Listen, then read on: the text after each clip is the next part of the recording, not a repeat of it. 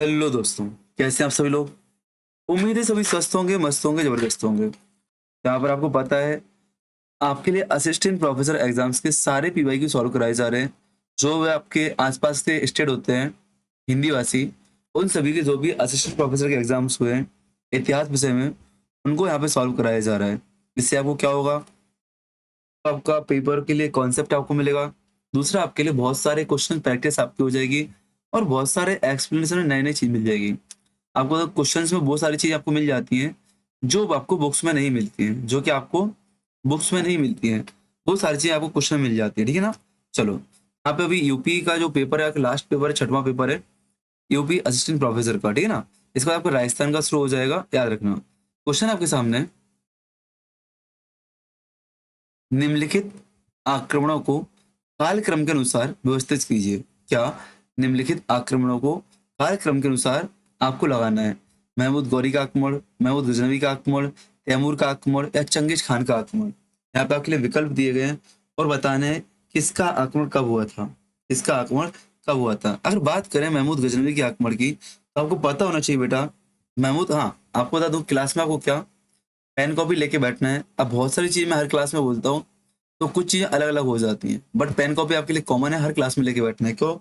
ऐसा नहीं है आप एक्सप्लेनेशन नहीं है, एक्सप्लेनेशन दिया गया है, बट मोस्टली मैं आपको चीजें अपने पेन से ही डिस्क्राइब करता हूँ, जिससे आप लिख सको साथ में, जो आपके लिए इंपॉर्टेंट चीज मिल रही है, ठीक है ना। और पीवाईक्यू से क्वेश्चन का पैटर्न समझना, क्वेश्चन कैसे आते हैं, ठीक है। तो आपको पता होना चाहिए कि महमूद गजनवी का जो आक्रमण है बेटा, कब हुआ था। 1000 से 1026 ईस्वी में लगातार आपके आक्रमण हुए थे। वहीं बात करते हैं शहाबुद्दीन मोहम्मद गौरी की, तो इसका प्रथम आक्रमण 1175 में हुआ था, फिर आगे जाके 1205 तक हुए थे। वही बात करते हैं हम लोग चंगेज खान के आक्रमण की, तो चंगेज खान का आक्रमण आपको 1221 के आसपास दिखेगा। चंगेज खान आक्रमण आपको कहाँ पे, 1221 के आसपास दिखेगा। बात करते हैं जो आपका तैमूर है, सुल्तान नसरुद्दीन के शासनकाल में मध्य एशिया के मंगोल सेनानायक तैमूर, तैमूर का आक्रमण आपका 1398 में आपका हुआ था। आप हिसाब लगाओ यहाँ पे, तो आपका 2, 1, 4 और 3, तो 2, 1, 4, 3 आपको डी में दिख रहा है, तो डी आपका बिल्कुल सही आंसर आपको हो जाएगा, ठीक है ना। मैं आंसर सही या गलत करने पर नहीं भागता हूँ, मैं आपको सिर्फ याद कराता हूँ, चीजें याद करना है आपको। और साथ में बोलता हूँ कि ऐसे प्रश्न आपके पास आते हैं, तो आपको ऐसे बना के रखना है टॉपिक, ठीक ना। तो पहले महमूद गजनवी आपके सामने आएगा 1000 ईस्वी से 1028 ईस्वी के पास में। फिर आपके पास मोहम्मद गौरी आपके पास आ जाएगा 1175 से 1205 एडी में। फिर आपका चंगेज खान आएगा बेटा 1221 में। फिर तैमूर आपका आएगा 1398 में, 1398 में। इसको आपको याद रखना है, ठीक ना, याद करो, ठीक है। चलो, क्वेश्चन आपके सामने दूसरा, पानीपत के तृतीय युद्ध के बाद अहमद शाह अब्दाली ने किसे भारत का बादशाह घोषित किया था। क्या? पानीपत के तृतीय युद्ध के बाद अहमद शाह अब्दाली ने किसे भारत का बादशाह घोषित किया था। आलमगीर द्वितीय को, शाहजहां को, अकबर तृतीय को, या शाह आलम द्वितीय को। तो पानीपत का थर्ड वॉर जो आपको, उसके बाद आपको हमें बताना है किसका हुआ था। आपको पता है जो पानीपत का तीसरा युद्ध हुआ था बेटा, 14 जनवरी 1761 को हुआ था। किसके बीच? अहमद शाह अब्दाली वर्सेस वर्सेस मराठा शासक यहाँ पे आए हुए थे, ठीक है ना। जिसमें आपको सदा जो मराठा शासक थे, उनका सेनापति सदाशिव राव था। आपको पता है बहुत सारा मराठा शासक शासक थे आसपास में, जैसे सिंधिया हो गए, होलकर आपके हो गए, ठीक ना, आपके पवार हो गए, ये सभी मराठा शासक युद्ध लड़ने के लिए आए थे। और आपको पता होना चाहिए कि आपके यहाँ पे होलकर वापस भी चले गए थे बीच में, मतभेद की वजह से, ठीक है। मराठा का नेतृत्व किसने किया था बेटा? सदाशिव भाऊ ने किया था। किसने? सदाशिव भाऊ ने किया था। इस बात को आपको ध्यान देना है, ठीक है ना। चलो, यहाँ पे लिखा है पानीपत का तीसरा युद्ध 14 जनवरी 1761 को मराठा और अहमद शाह अब्दाली के बीच हुआ था। युद्ध के बाद अहमद शाह अब्दाली ने शाह आलम द्वितीय को मुगल सम्राट घोषित किया था। किसको बेटा? शाह आलम द्वितीय को मुगल सम्राट घोषित किया था, ठीक है ना। फिर ना, इमाद उल मुल्क को वजीर घोषित किया था। किसको? इमाद उल्क मुल्क को, इमाद उल मुल्क को वजीर घोषित किया था। इस बात को आपको याद रखना है। साथ से आपको याद रखना है बेटा, जो रोहिला सरकार,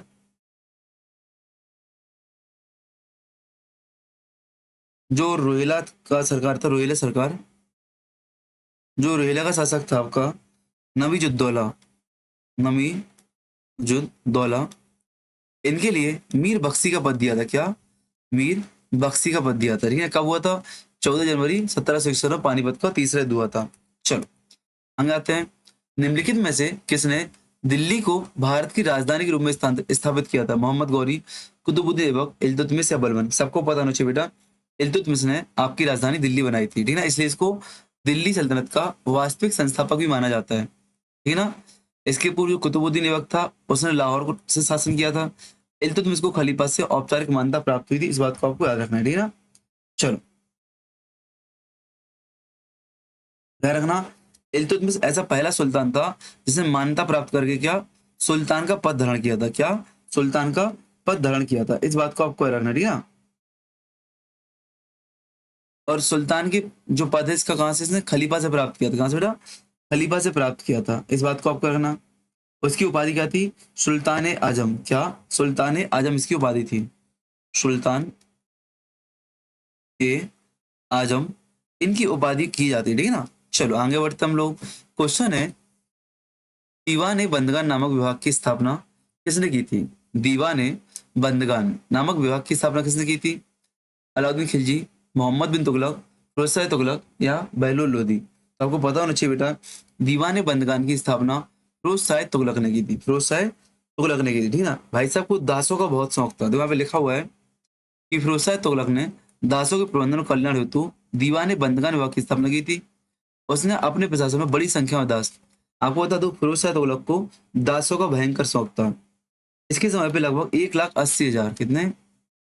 1,80,000 तक दासों की संख्या पहुंच जाती है। ठीक है ना। देखभाल के लिए एक पृथक विभाग दीवाने बंदगान बनाया था। ठीक है ना। और याद रखना, उसने दासों की शिक्षा का भी पूर्ण ध्यान रखा था। एक दास को 100 से लेकर 10 टंके तक का वेतन भी दिया जाता था। ठीक है ना। इस बात को आप याद रखना। कभी कभी जागीरें भी दी जाती थी। सुल्तान जलालुद्दीन खिलजी की हत्या किस नदी के किनारे की गई थी? भाई ऐसा क्वेश्चन भी आपके आयोग में आता है जो कभी किताबों में डायरेक्ट नहीं मिलता है आपको, जो किताबों में कभी डायरेक्ट नहीं मिलता है। सुल्तान जलालुद्दीन की हत्या किस नदी के किनारे? गंगा, यमुना, घाघरा या झेलम? तो किस नदी के किनारे बेटा? गंगा नदी के किनारे पे की गई थी। पता होना चाहिए। यहाँ पे लिखा है देखो, सुल्तान जलालुद्दीन की हत्या अलाउद्दीन ने गंगा नदी के किनारे कड़ा मानिकपुर में करवाई थी। कड़ा मानिकपुर में कराई थी। कब? जब आपका देवगिरी से विजय होने के पश्चात आया था। क्योंकि देखो, अलाउद्दीन खिलजी को देवगिरी विजय होने के पश्चात कहाँ जाना चाहिए था? दिल्ली जाना चाहिए था। लेकिन भाई साहब दिल्ली जाकर कहाँ रुक गए? कड़ा मानक पर रुक गए। और वहीं पर आपको जलालुद्दीन खिलजी अपने भतीजे से मिलने के लिए आए। भतीजा था अलाउद्दीन खिलजी, और इनको बधाई देने के लिए आए। मैं भी बधाई देने के समय पर इनको क्या धोखे से इनका वध करवा दिया था। ठीक है ना, याद रखना। निम्नलिखित में से कौन अपने अमीरों को मनसद ए आली कहता था?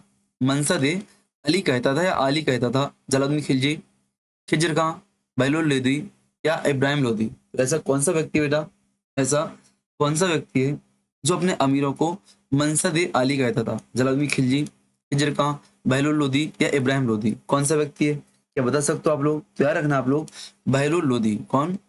बहलोल लोदी। बहलोल लोदी एक ऐसा व्यक्ति है जो अपने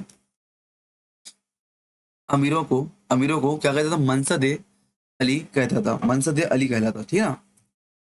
बहलोल लोदी अपने अमीरों को मनसद ए आली कहता था। वह लोदी वंश का संस्थापक था। आपको बता दूं, बहलोल लोदी ने गाजी के नाम से दिल्ली के गद्दी पर बैठा था। गाजी उपाधि के साथ गद्दी पर बैठा था। और साथ अफगान वंश की, किसकी? लोधी अफगान वंश की नींव डाली थी इसने। याद रखना। ठीक है ना। अफगान वंश की नींव डाली थी। बहलोल लोदी अफगानों की महत्वपूर्ण शाखा साहू खेल, किससे? साहू खेल से संबंधित था। इस बात को आपको याद रखना बेटा। बहलोल लोदी अपने अमीरों को मनसद अली कहता था। ठीक है ना? लगभग बहलोल लोदी का दिल्ली सल्तनत में सबसे लंबा शासन काल रहा है। क्या? सबसे लंबा। और आपको पता है सबसे लंबा मतलब कितना? मात्र 38 साल। तो दिल्ली सल्तनत में इतने खूंखार शासक हुए कि भाई साहब लंबे समय तक कोई टिक नहीं पाया। भाई यही जो 38 साल थे, इस 38 साल को भी लंबा साल कह रहे हैं। ठीक है। चित्तौड़गढ़ विजय के बाद अलाउद्दीन खिलजी ने उसका नाम क्या रखा? चित्तौड़गढ़ विजय के बाद अलाउद्दीन खिलजी ने उसका नाम क्या रखा? आदिलाबाद, खिजराबाद, कैलगुरी या इनमें से कोई नहीं? तो सबको पता बेटा क्या नाम रखा? खिजराबाद नाम रखा था। 1303 में चित्तौड़गढ़ विजय के बाद अलाउद्दीन खिलजी ने अपने पुत्र खिजरखा के नाम पर उसका नाम खिजराबाद रख दिया था।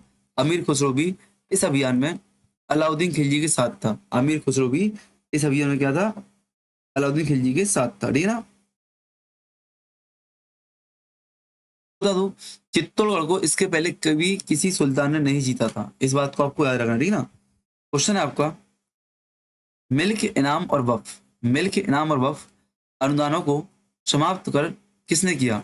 मिल्क इनाम और वक्फ अनुदानों को किसने समाप्त किया। आपको भूमि अनुदान दिया जाता है मिल्क के रूप में, इनाम के रूप में, वक्फ के रूप में, किसने समाप्त किया। बलबन ने, मोहम्मद बिन तुगलक ने, फिरोज शाह तुगलक ने, अलाउद्दीन खिलजी ने। किसने किया बेटा, अलाउद्दीन खिलजी ने किया। किसने किया है, अलाउद्दीन खिलजी ने किया। अच्छा, आपको एक बात लग रही होगी, सर क्वेश्चन पढ़ रहे हो और आंसर दे रहे हैं, कुछ टाइम नहीं दे रहे सॉल्व करने के लिए। देखो, नंबर एक बात क्या है, मुझे एक क्लास में, मेरा टारगेट है कि एक क्लास में पूरा एक पेपर कराना है जहाँ पे 100 से लेकर 150 तक क्वेश्चन आपके होते हैं। किसी में 90 भी होते हैं, किसी में 70 भी होते हैं, मतलब क्वेश्चन की संख्या पर्याप्त होती है। नंबर दो, अगर मैं आपको टाइम दूंगा तो आप सिर्फ सॉल्व करोगे और सॉल्व करके खुश हो जाओगे। ऐसे में आप क्या कर रहे हो, मैं एक एक बात पे ध्यान रख रहा हूँ, तो जैसे मैं पढ़ रहा हूँ मिल्क, तो आपके माइंड में आवाज मुझे मिल्क इनाम वक्फ। मैं पहले ही बोल देता हूँ, मेरी क्लास को स्पीड में मत देखना। अगर स्पीड में देखना है तो आप क्लास को छोड़ के अब भी जा सकते हैं, कतई मतलब नहीं देखने का, ठीक है ना। याद रखना इसका आंसर क्या है, अलाउद्दीन खिलजी ने। किसने, अलाउद्दीन खिलजी ने, ठीक है ना। अलाउद्दीन खिलजी ने अमीरों की शक्ति, किसकी, अमीरों की शक्ति कम करने के लिए, सल्तनत काल को मजबूत करने के लिए मिल्क इनाम और वक्फ अनुदानों को समाप्त किया था। उसने ऐसी भूमि को प्रत्यक्ष राज नियंत्रण वाली खालसा भूमि में बदल दिया था, ठीक है ना, खालसा लैंड में बदल दिया था। खालसा भूमि क्या थी, ऐसी भूमि जिस पर क्या हो, आपका राज्य का भार हो, ठीक है ना। पता है अलाउद्दीन खिलजी का टाइम पीरियड 1296 से 1316 तक रहा है, याद तो सबको पता होना चाहिए, ठीक है ना। सुल्तान ने आदेश दिया कि सारी भू संपत्ति, ग्राम और अन्य भूमि जो लोगों के पास, मिल्क, मिल्क मतलब क्या होता है बेटा, मिल्क मतलब होता है, यहाँ पे लिखो, मिल्क मतलब क्या होता है, मिल्क मतलब संपत्ति होती है, क्या होती है, संपत्ति आपकी, ठीक है ना। इनाम क्या होता है, जो आपको इनाम में दिया गया हो। वक्फ क्या, जो आपके उपहार हो, उपहार हो, उपहार हो, ठीक है ना। इस बात को याद रखना, ये सारी भूमि वापस ले ली और इसको खालसा में बदल दिया। ने निम्नलिखित सूफी, निम्नलिखित सूफियों में से किसे इल्तुतमिश ने पिता कहकर पुकारा है। देखो, एक क्वेश्चन अभी तक नहीं आया किसी बुक में, यहाँ पे आपके सामने आ गया। तो निम्नलिखित सूफियों में से किसे, किसने, किसे, निम्नलिखित सूफियों में किसे इल्तुतमिश ने पिता कह के पुकारा है। शेख नजीबुद्दीन नक्शबंदी, शेख बहाउद्दीन जकारिया, काजी हमीरुद्दीन नागौरी या शेख निजामुद्दीन औलिया। शेख निजामुद्दीन औलिया, तैयार रखना। इसका आंसर है आपका शेख नजीबुद्दीन नक्शबंदी, ठीक है ना, नक्शबी, नक्शबी। इल्तुतमिश ने शेख नजीबुद्दीन नक्शबी को पिता कहकर संबोधित किया है, इस बात को याद रखना, ठीक है ना। पता होना चाहिए। यहाँ पे बात करूँ इनकी, शेख नजीबुद्दीन नक्शबी का जन्म कहाँ हुआ था, तो जन्म के बारे में पहले ही बताया था कि इनका जन्म पंजाब में हुआ था। कहाँ बेटा, पंजाब में 1170 के आसपास हुआ था, ठीक है ना। इन्हें वाह उल हक के नाम से जाना जाता है, किस नाम से, वाह उल हक के नाम से भी इनको जाना जाता है, इस बात को आपने, ये पता है किससे, सोहरावर्दी सिलसिले से संबंधित, किससे, आपके सोहरावर्दी सिलसिले से संबंधित हैं, ठीक है ना। जबकि निजामुद्दीन औलिया, जो आपके यहाँ पे निजामुद्दीन औलिया है, आपको पता होना चाहिए इनका जन्म कहाँ हुआ था, बदायूं यूपी में हुआ था। बदायूं यूपी में हुआ था, 1238 में हुआ था, 12 बता चुका हूँ मैं आपको, ठीक है ना। एक इसके बाबा फरीद के शिष्य माने जाते हैं, बाबा फरीद के शिष्य माने जाते हैं, ठीक है ना। इन्हें क्या कहते हैं, महबूब इलाही की उपाधि दी गई है इनको, क्या, महबूब ए इलाही की उपाधि दी गई है, इस बात को आपको याद रखना है, ठीक है। चलो, क्वेश्चन है, निम्नलिखित में से किसने सुल्तान मुक्सुद्दीन की उपाधि धारण कर स्वयं को लखनौती का शासक घोषित किया।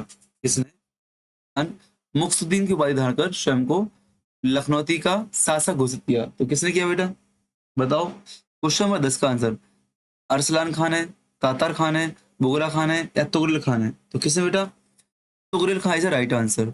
तुगरिल खान है सुल्तान मुक्सुद्दीन की उपाधि धारण करके स्वयं को लखनौती का शासक घोषित किया था, ठीक है ना।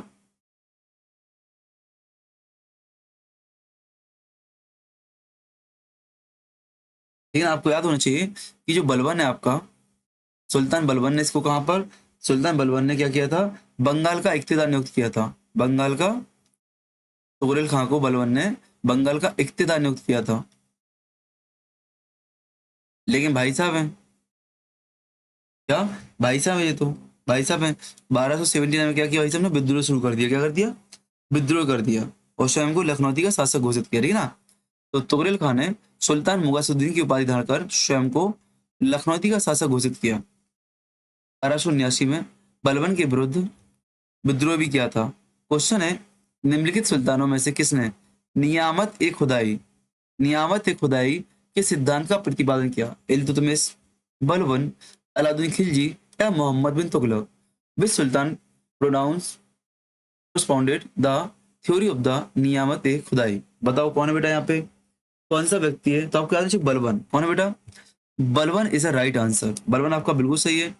बलबन ने नियामत ए खुदाई सिद्धांत का प्रतिपादन किया है, जिसके अनुसार सुल्तान को पृथ्वी पर ईश्वर का प्रतिनिधि माना गया।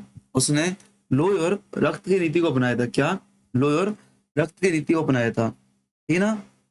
और वो कहता है, वो कहता है क्या, कि उसका स्थान केवल पैगंबर के पश्चात है। क्या, उसका स्थान केवल पैगंबर के पश्चात है, पैगंबर के पश्चात। उसका मतलब किसका, राजा का,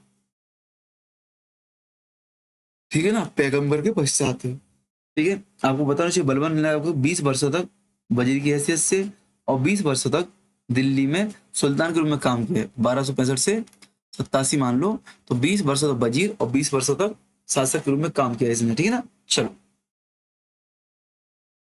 निम्नलिखित यात्रियों में से कौन अफ्रीकी था? निम्नलिखित यात्रियों में से कौन अफ्रीकी था? अलबरूनी, अब्दुल रज्जाक, इब्न बतूता या हसन निजामी? निम्नलिखित यात्रियों में से अफ्रीकी कौन था, बताओ। आपको याद होना चाहिए कौन था बेटा, इब्न बतूता। कौन था, इब्न बतूता आपका अफ्रीकी व्यक्ति था। क्वेश्चन है आपका, यहाँ पे दिया गया देखो, इब्न बतूता मोरक्को यात्री था, ठीक है ना। मोहम्मद बिन तुगलक के टाइम पे आपका यहाँ पे कब आया था, भारत की यात्रा करने आया था, याद है ना?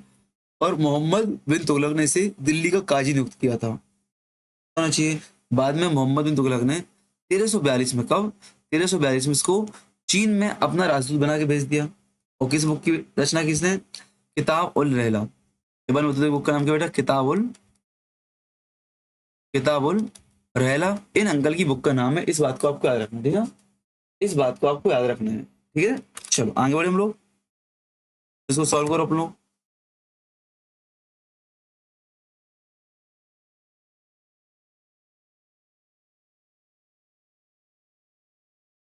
सॉल्व करो इसको, मैं 1 मिनट में आया।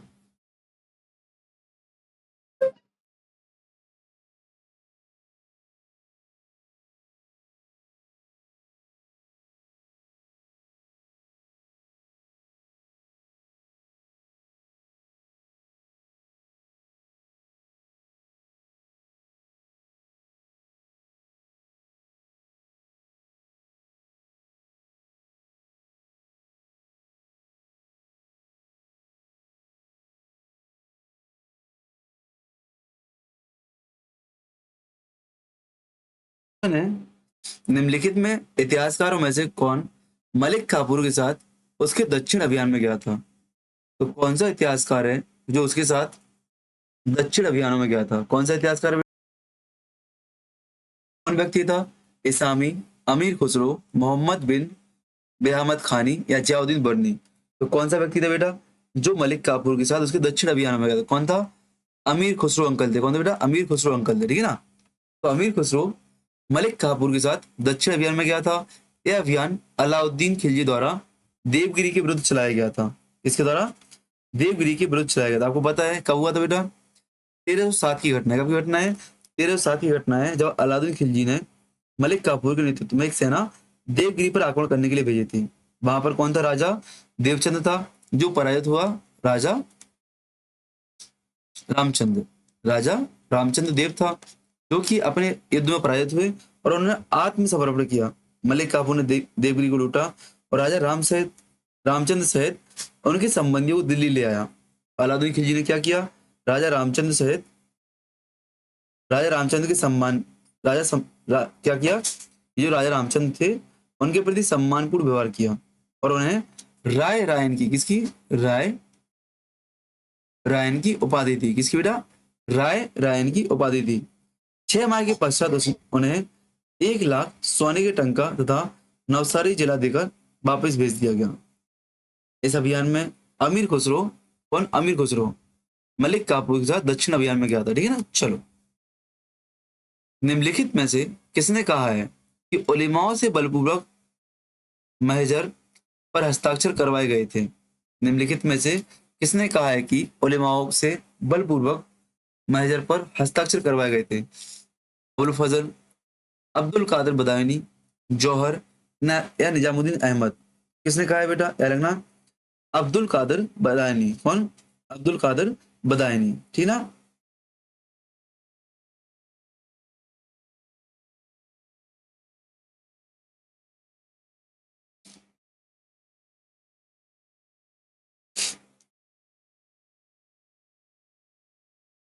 तो याद रखना, अब्दुल कादिर बदायूनी कहते हैं कि उलेमाओं से बलपूर्वक महजर पर हस्ताक्षर कराए गए थे। अब्दुल कादिर बदायूनी फारसी मूल के भारतीय इतिहासकार और अनुवादक थे। ये मुगल काल में भारत में सक्रिय थे। इनके पिता का नाम क्या था बेटा, मलूक शाह। अब्दुल कादिर बदायूनी के पिता का नाम क्या था, मुलूक शाह था। ठीक है ना।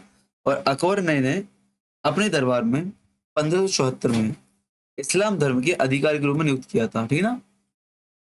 नाम, इतिहासकार अब्दुल कादिर बदायूनी के अनुसार उलेमाओं से बलपूर्वक मजहर पर हस्ताक्षर करवाए गए थे। बदायूनी अकबर के समकालीन इतिहासकार, किसके, अकबर के समकालीन इतिहासकार। अब बताओ किसकी बात कर रहा होगा, तो अकबर की बात कर रहा होगा। निम्नलिखित में से तूतीय हिंद की उपाधि किसको दी गई थी। हसन निजामी को, अमीर निजामुद्दीन हसन सिज्जी को, अमीर खुसरो को या इब्न बतूता को। निम्नलिखित में से तूतीय हिंद की उपाधि किसे दी गई थी। निम्नलिखित में से तूतीय हिंद की उपाधि किसको बेटा, अमीर खुसरो को। किसको, अमीर खुसरो को दी जाती है। तो अमीर खुसरो को तूतीय हिंद की अर्थात भारत का तोता कहा गया। वे दिल्ली सल्तनत काल के महान कवि, संगीतक और विद्वान थे। इतना आपको पता होना चाहिए। ठीक है ना। अच्छा, अमीर खुसरो का पूरा नाम क्या है, अमीर खुसरो का पूरा नाम क्या है, अबुल हसन यामुनुद्दीन खुसरो। क्या, अबुल हसन यामुनुद्दीन खुसरो, इनका पूरा नाम है। इस बात को आपको याद रखना है, इस बात को आपको याद रखना है। जन्म कहाँ हुआ बताया मैंने अभी, 1253 में हुआ, एटा जिले के पटियाली ग्राम में। कहाँ पे, यूपी में हुआ है, 1253 में हुआ है। ठीक ना। जो एटा जिला है वहां के पटियाली ग्राम में। कहाँ पे, पटियाली ग्राम में। अभी बदायूं किसका बताया था, आपके निजामुद्दीन औलिया का। ठीक है ना। अमीर खुसरो स्वयं को, अमीर खुसरो ने स्वयं को तूती हिंद कहा है। वह 8 वर्ष की आयु में ही कविताएं करने लगा था। इतिहास विषय को लेकर उनकी पहली मसनवी किरान उस साधन है। क्या है, देखो उनकी रचनाओं का नाम देख लो। इनकी रचना है इतिहास पर, क्या, किरान उस साधन है। क्या है, किरान उस साधन की रचना का नाम है। इस बात को आपको याद रखना है। उनकी अन्य रचनाओं में, अन्य रचनाओं में मिफ्ता, मिफ्ता उल फुतूह, जहां बैठो वहां लिखो और वहीं आप बोलना शुरू करो। मिफ्ता उल फुतूह किसकी, अमीर खुसरो की है। आपकी खुजाइन उल फुतूह, खजाइन उल फुतूह, खुजाइन उल फुतूह किसकी बेटा, अमीर खुसरो की। इसको अपन तारीख अलाई के नाम से जानते हैं। क्या इसको अपन, तारीख है,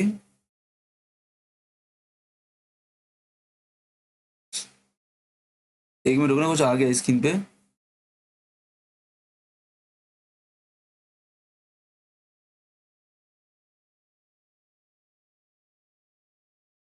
चलो, इसको अपन क्या, हुसैन उल फतूर को क्या, तारीख है अलाई के नाम से जानते हैं।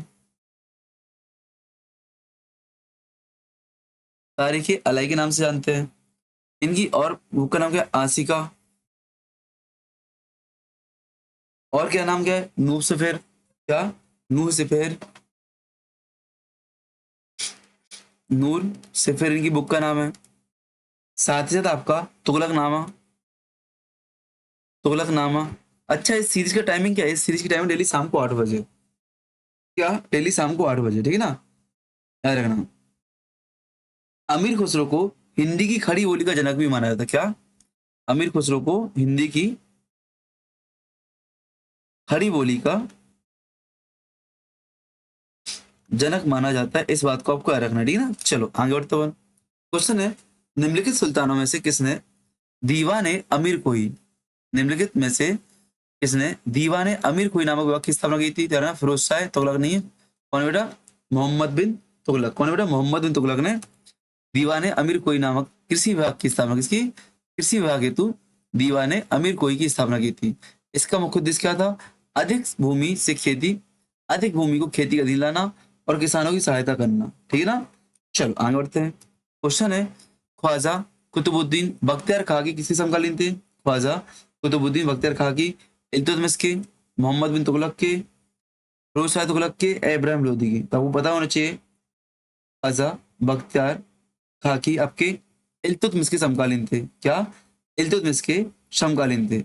उन्हें ही बाबा फरीद को चिश्तिया परंपरा में दीक्षित किया था। क्या? इन्होंने ही, कुतुबुद्दीन बख्तियार खाकी ने ही क्या किया था? बाबा फरीद को चिश्ती संप्रदाय में दीक्षित किया था। और इनके शिष्य का नाम क्या है? निजामुद्दीन औलिया। क्या बेटा? निजामुद्दीन औलिया, ठीक है ना। क्वेश्चन है, निम्नलिखित सुल्तानों में से किसने शेख निजामुद्दीन औलिया को व्यक्तिगत सम्मान व्यक्त न करने पर गंभीर परिणाम भुगतने की धमकी दी? अलाउद्दीन खिलजी, मुबारक शाह खिलजी, मोहम्मद बिन तुगलक, गयासीन तुगलक? मुझे लग रहा है ये वाला क्वेश्चन मोस्टली सभी एग्जाम में देखने को मिला है, मोस्टली सभी एग्जाम में देखने को मिला है, ठीक है ना। बट यहाँ पे आप आंसर गलत दोगे, आपको माइंड में गयासीन तुगलक नहीं है। इसका आंसर है मुबारक शाह खिलजी। क्या नाम है इसका? आंसर मुबारक शाह खिलजी। तो मुबारक शाह खिलजी ने शेख निजामुद्दीन औलिया को व्यक्तिगत सम्मान न देने पर गंभीर परिणाम भुगतने की धमकी दी थी। क्वेश्चन है, इल्तुतमिश की सेना के मुख्य विभागों में कौन सम्मिलित नहीं है? इल्तुतमिश की सेना के मुख्य विभागों में कौन सम्मिलित नहीं बेटा? पैदल सेना थी, घुड़सवार थे, धनुर्धर थे, बट तोपखाना इस टाइम पे नहीं आया था। तोपखाना बाद में आता है, ठीक है ना। तोपखाना इल्तुतमिश की सेना का हिस्सा नहीं था। पैदल, घुड़सवार, धनुर्धर इत्यादि इसकी सेना के भाग थे। क्वेश्चन है, सल्तनत काल में सर जानदार, सर जानदार कौन कहलाता है? सर जानदार कौन कहलाता है बेटा? प्रमुख गुलाम, प्रमुख अंगरक्षक, प्रमुख गुप्तचर या न्यायाधीश? तो प्रमुख अंगरक्षक को अपन सर जानदार कहते हैं। सर जान, जान से प्यारा है सर, जो मालिक हमारे जान से प्यारे हैं, ठीक है ना। क्वेश्चन है, सल्तनत काल में मुहिनियान से क्या तात्पर्य? मुनियान से क्या तात्पर्य है? सल्तनत काल में मुनियान से क्या तात्पर्य है? गुप्तचर। मुनियान क्या आपके गुप्तचर होते थे, इस बात को आपको याद रखना है, ठीक है ना। इसे मुनि भी कहते हैं। मुनियान क्या सल्तनत काल में गुप्तचरों को कहते हैं। निम्नलिखित में से कौन सी आगरा किले में निर्मित पहली संगमरमर की रात है? आगरा किले में निर्मित पहली संगमरमर की रात क्या है बेटा? दीवाने आम। क्या है बेटा? दीवाने आम, दीवाने आम, दीवाने आम। यह एक आयताकार प्रांगण है, इसी में बादशाह का सिंहासन रखा रहता था। तो इसकी मुख्य विशेषता क्या है? खंबे पर निकली हुई बरामदे की छत। क्या? खंबे पर निकली हुई बरामदे की छत। क्वेश्चन है आपका, यहाँ पे दीवाने आम आगरा किले की निर्मित पहली इमारत है, एक आयताकार प्रांगण है, बादशाह आम दरबार यहाँ पे लगा था। क्वेश्चन है, निम्नलिखित सुल्तानों में से किसने गुलामों की देखरेख हेतु अलग विभाग की स्थापना की? अभी देखा अपने दीवाने बंदगान, फिरोज शाह तुगलक, अभी देखा कि नहीं? मैंने फिरोज शाह तुगलक अब भी जस्ट देखा था अपन ने। एक ही पेपर में क्वेश्चन 2-3 बार रिपीट हो गया कि नहीं हो गया? तो फिरोज शाह तुगलक ने गुलामों की देखरेख हेतु दीवाने बंदगान नामक विभाग की स्थापना की थी। उसमें बड़ी संख्या में गुलाम रखे थे, ठीक है ना। चलो क्वेश्चन है, निम्नलिखित इतिहासकारों में से किसने मोहम्मद बिन तुगलक के विरुद्ध विद्रोहों को न्याय संगत बताया है? क्या जो मोहम्मद बिन तुगलक के समय विद्रोह हुए थे उनको न्याय संगत कौन करता है? जस्टिफाई कौन करता है? क्या अमीर खुसरो करते हैं, जियाउद्दीन बर्नी करते हैं, एवं बत्तूता करते हैं? नहीं, कौन करता है बेटा? इसामी महोदय। कौन? ईसामी महोदय। कौन करते हैं बेटा? इसामी महोदय, ठीक है ना। चलो तो सॉल्व करो,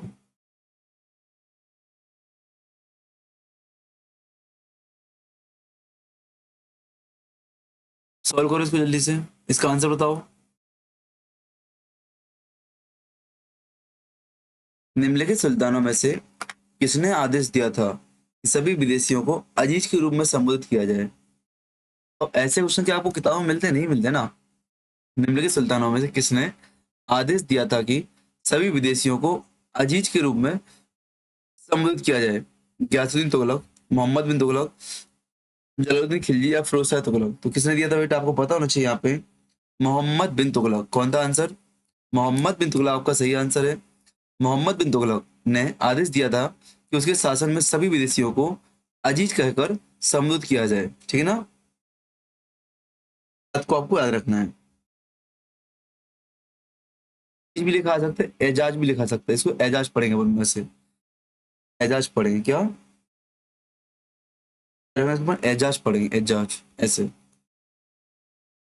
ठीक है ना, ऐसे पढ़ेंगे अपन। क्वेश्चन है, इतिहास भूतकाल और वर्तमान के बीच अनवरत संवाद है। यह कथन किसका है? इतिहास भूतकाल और वर्तमान के बीच अनवरत संवाद है, किसका कथन है भैया? ये 4 बार तो आ चुका है आपका, आरजी कलिंगवुड का। आरजी कलिंगवुड का एक बात तो समझ में आ रही है, हिस्टोग्राफी से क्वेश्चन चेंज नहीं होते हैं भाई, कॉमन चीज आपकी बार बार रिपीट होती है और हम वही चीज गलत करते हैं। इतिहास भूतकाल और वर्तमान के बीच अनवरत संवाद है, यह कथन आरजी कलिंगवुड का है। किसका बेटा? आरजी कलिंगवुड का। क्वेश्चन है, इल्तुतमिश को बदायूं की इक्ता किसने प्रदान की थी? इल्तुतमिश को बदायूं की इक्ता किसने प्रदान की थी? मोहम्मद गौरी ने, महमूद गजनवी ने, कुतुबुद्दीन ऐबक ने या ताजुद्दीन एल्दौज ने? तो आपको पता होना चाहिए कुतुबुद्दीन ऐबक ने। ठीक ना, कौन था बेटा? कुतुबुद्दीन ऐबक का दामाद था और उत्तराधिकार था, जो कि आपका इलबरी तुर्क था। क्या था? इलबरी तुर्क जाति से संबंधित था। ठीक है ना, देखो यहाँ पे लिखा है कुतुबुद्दीन ऐबक ने इल्तुतमिश को बदायूं की इक्ता प्रदान की थी। बाद में इल्तुतमिश ने दिल्ली सल्तनत का वास्तु गठन किया था। आपने देखा था कि इल्तुतमिश ने क्या किया था? लाहौर से दिल्ली राजधानी स्थानांतरित की थी। किसके शासनकाल में लोग अपनी पुत्री का विवाह राजस्व अधिकारियों से नहीं करते थे? किसके शासनकाल में लोग अपनी पुत्रियों का विवाह राजस्व अधिकारियों से नहीं करते थे? बलवंत, कैकुबाद, अलाउद्दीन खिलजी या सिकंदर लोदी? तो किसके समय बेटा? अलाउद्दीन खिलजी के समय पर। अलाउद्दीन खिलजी के समय पर लोग अपनी पुत्री का विवाह राजस्व अधिकारी से नहीं करते थे। ठीक है ना, क्यों?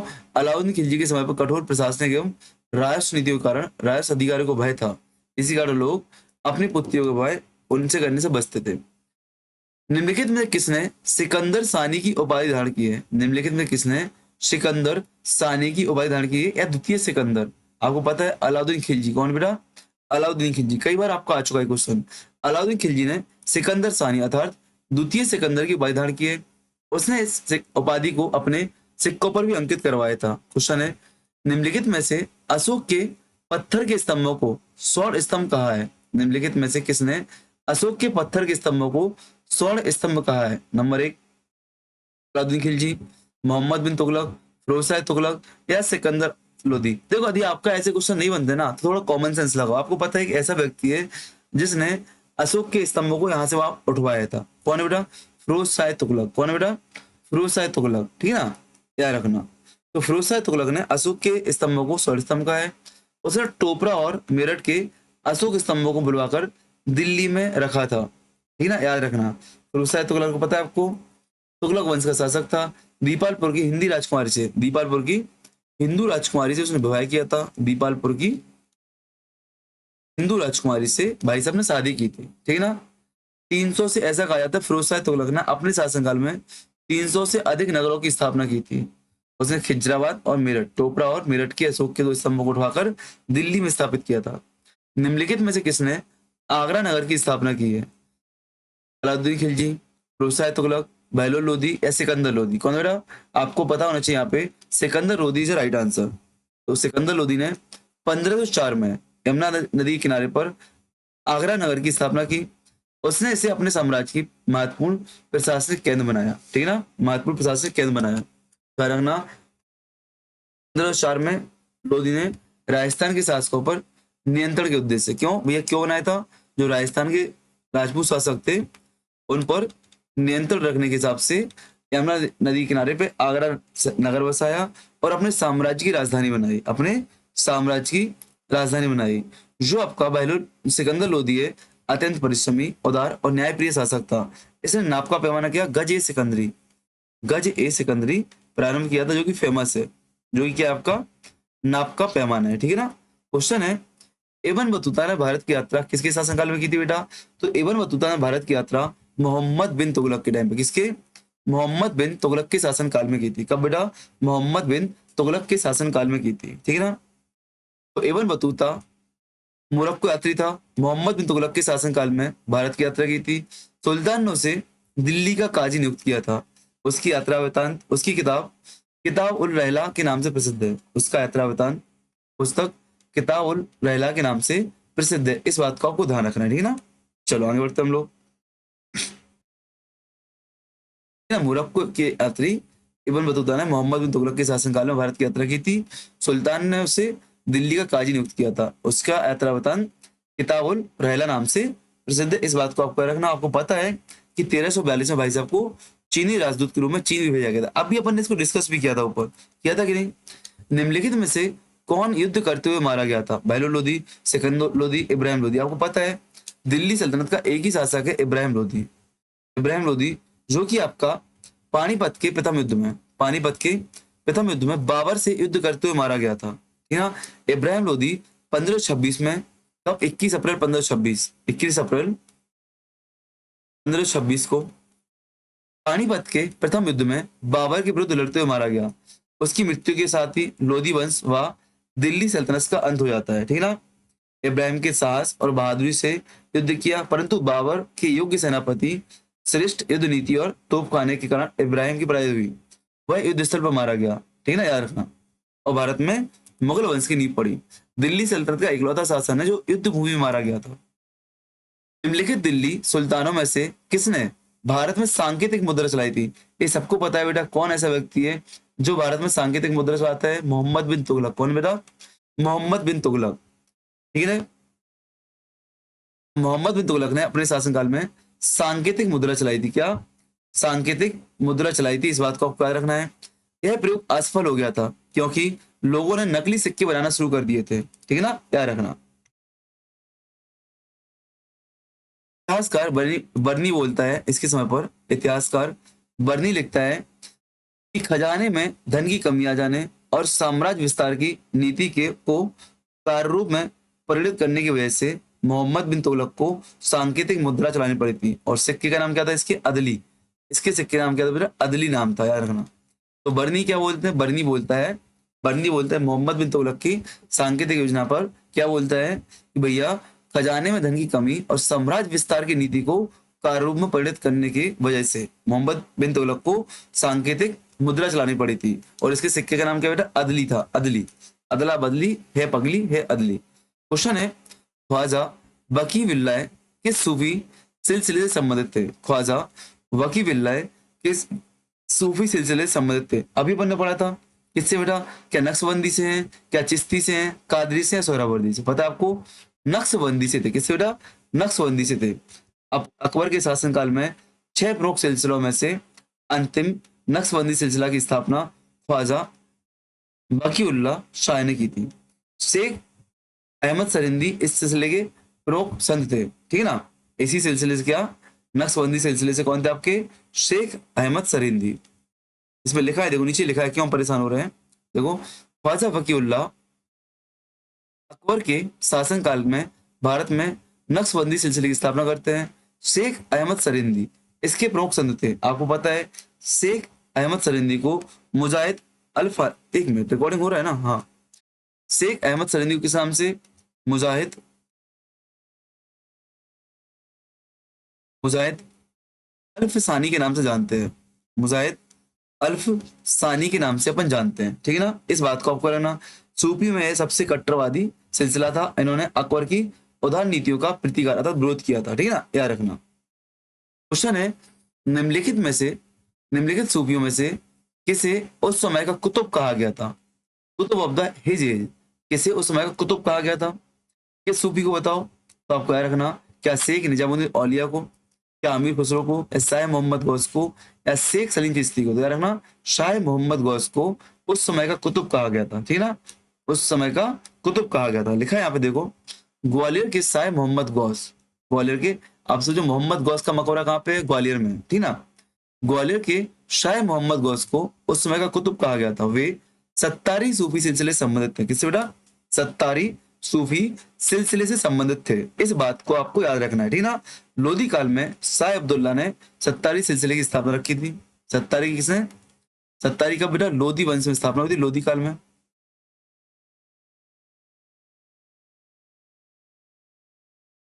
चलो आगे बढ़ते हम लोग। यहाँ पे मैं आपको बता रहा था, लोधी काल की कुछ बात कर रहा था मैं आपसे, एक्चुअली क्या बीच में चला गया था। तो लोधी काल में आपको पता होना चाहिए कि सत्तारी सिलसिले की स्थापना किसने की थी बेटा? तो लोधी काल में आपका सत्तारी सिलसिला है, इसकी स्थापना आपकी शाह अब्दुल्ला ने की थी। किसने बेटा?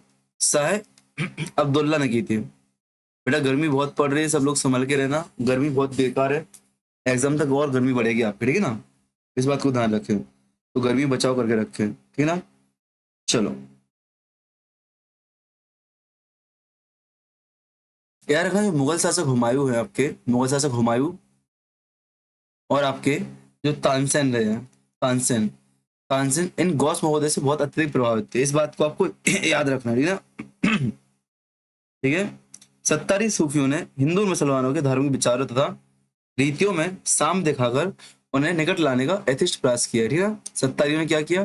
सत्तारियों की एक महत्वपूर्ण विशेषता क्या है बेटा? हिंदू और मुस्लिमों को साथ लाए। और अपन ऊपर नक्शबंदी पड़ा था, वो क्या था? भयंकर और कट्टरपंथी था। क्वेश्चन है आपका, निम्नलिखित शासकों में से किसने उत्पादन के आधार पर भूमि को 3 श्रेणियों में बांटा था? कौन से शासक ने उत्पादन के आधार पर भूमि को 3 श्रेणियों में बांटा था? पढ़ाया है मैंने आपको, शेरशाह, अकबर, जहांगीर। आपको पता है शेरशाह ने उत्पादन के आधार पर भूमियों को 3 श्रेणियों में बांटा था, अच्छी, मध्यम, खराब। क्या? अच्छी, मध्यम, खराब, खराब, ठीक है ना। और 3 प्रकार की कर प्रणालियां भी लागू की थी। क्या? 3 प्रकार की भूमि कौन सी? अच्छी, मध्यम और खराब। और आपको पता है इनने भाई साहब ने 3 प्रकार की कर प्रणालियां भी लागू की थी, ठीक है ना। ठीक है ना, अच्छी, मध्यम, खराब। 3 प्रकार की कर प्रणाली कौन सी है? आपको बता दें, गल्ला बख्श या बटाई। नंबर 1 क्या? गल्ला बख्शी या बटाई प्रणाली, ठीक है ना। दूसरा आपको होना चाहिए नक्श या मुक्ता या कनकूत। नक्श, मुक्ता ही बोलते हैं, मुक्ता ही ऑब्लिक कनकूत। और नंबर 3 आपके लिए बोलते हैं नकदी या जब्ती। नकदी या जब्ती। इस बात को आपको याद रखना है, इसको हम जमाई भी बोलते हैं, जमाई, ठीक है ना। 3 प्रकार की कर प्रणाली ने क्या की थी? स्टेब्लिश की थी। अकबर के शासनकाल में निम्नलिखित घटनाओं को क्रोनोलॉजिकल ऑर्डर से लगाना है आपको, ठीक है ना। क्रम से आपको लगाना है। नंबर 1 तीर्थ यात्रा कर की समाप्ति, इबादत खाना, युद्ध बंदियों के धर्म परिवर्तन पर रोक, जजिया कर की समाप्ति। बताओ अकबर के समय में कौन कौन सी घटनाएं हुई थी? तो आपको पता होना चाहिए, सबसे पहले तो युद्ध बंदियों के धर्म पर जबरन रोक 1562 में की गई थी। फिर आपको पता होना चाहिए तीर्थ यात्रा कर की समाप्ति 1563 में की गई थी। जजिया की समाप्ति 1564 में की गई थी। और इबादत खाने की स्थापना आपकी 1575 में की गई थी, सबसे लास्ट में।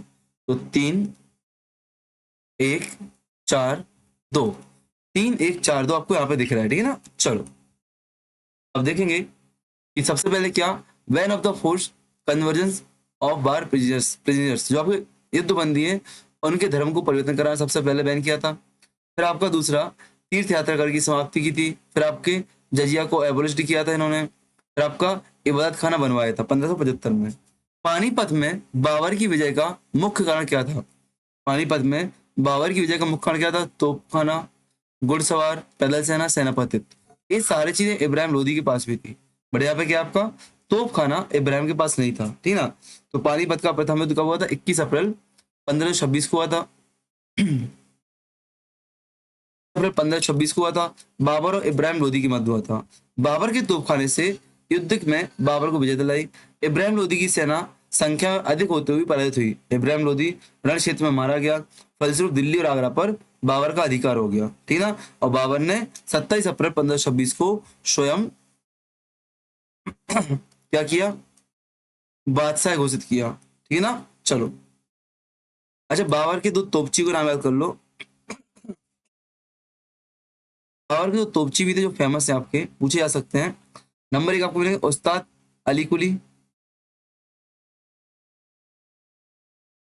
उस्ताद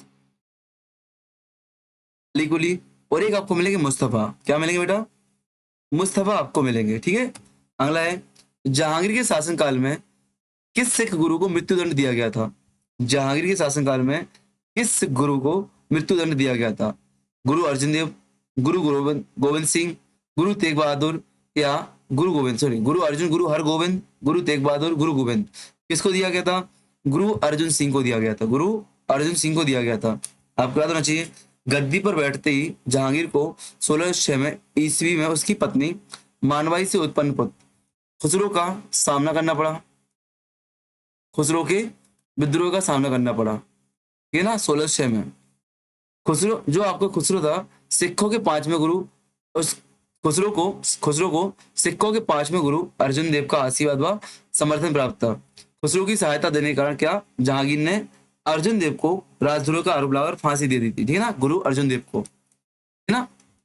क्वेश्चन है, भारत में प्रथम भारतीय सिविल सेवा परीक्षा 1942 में कहाँ आयोजित की गई थी? भारत में the first Indian civil services examination in India was held in 1922 1922 at Calcutta, Delhi, Allahabad या बॉम्बे।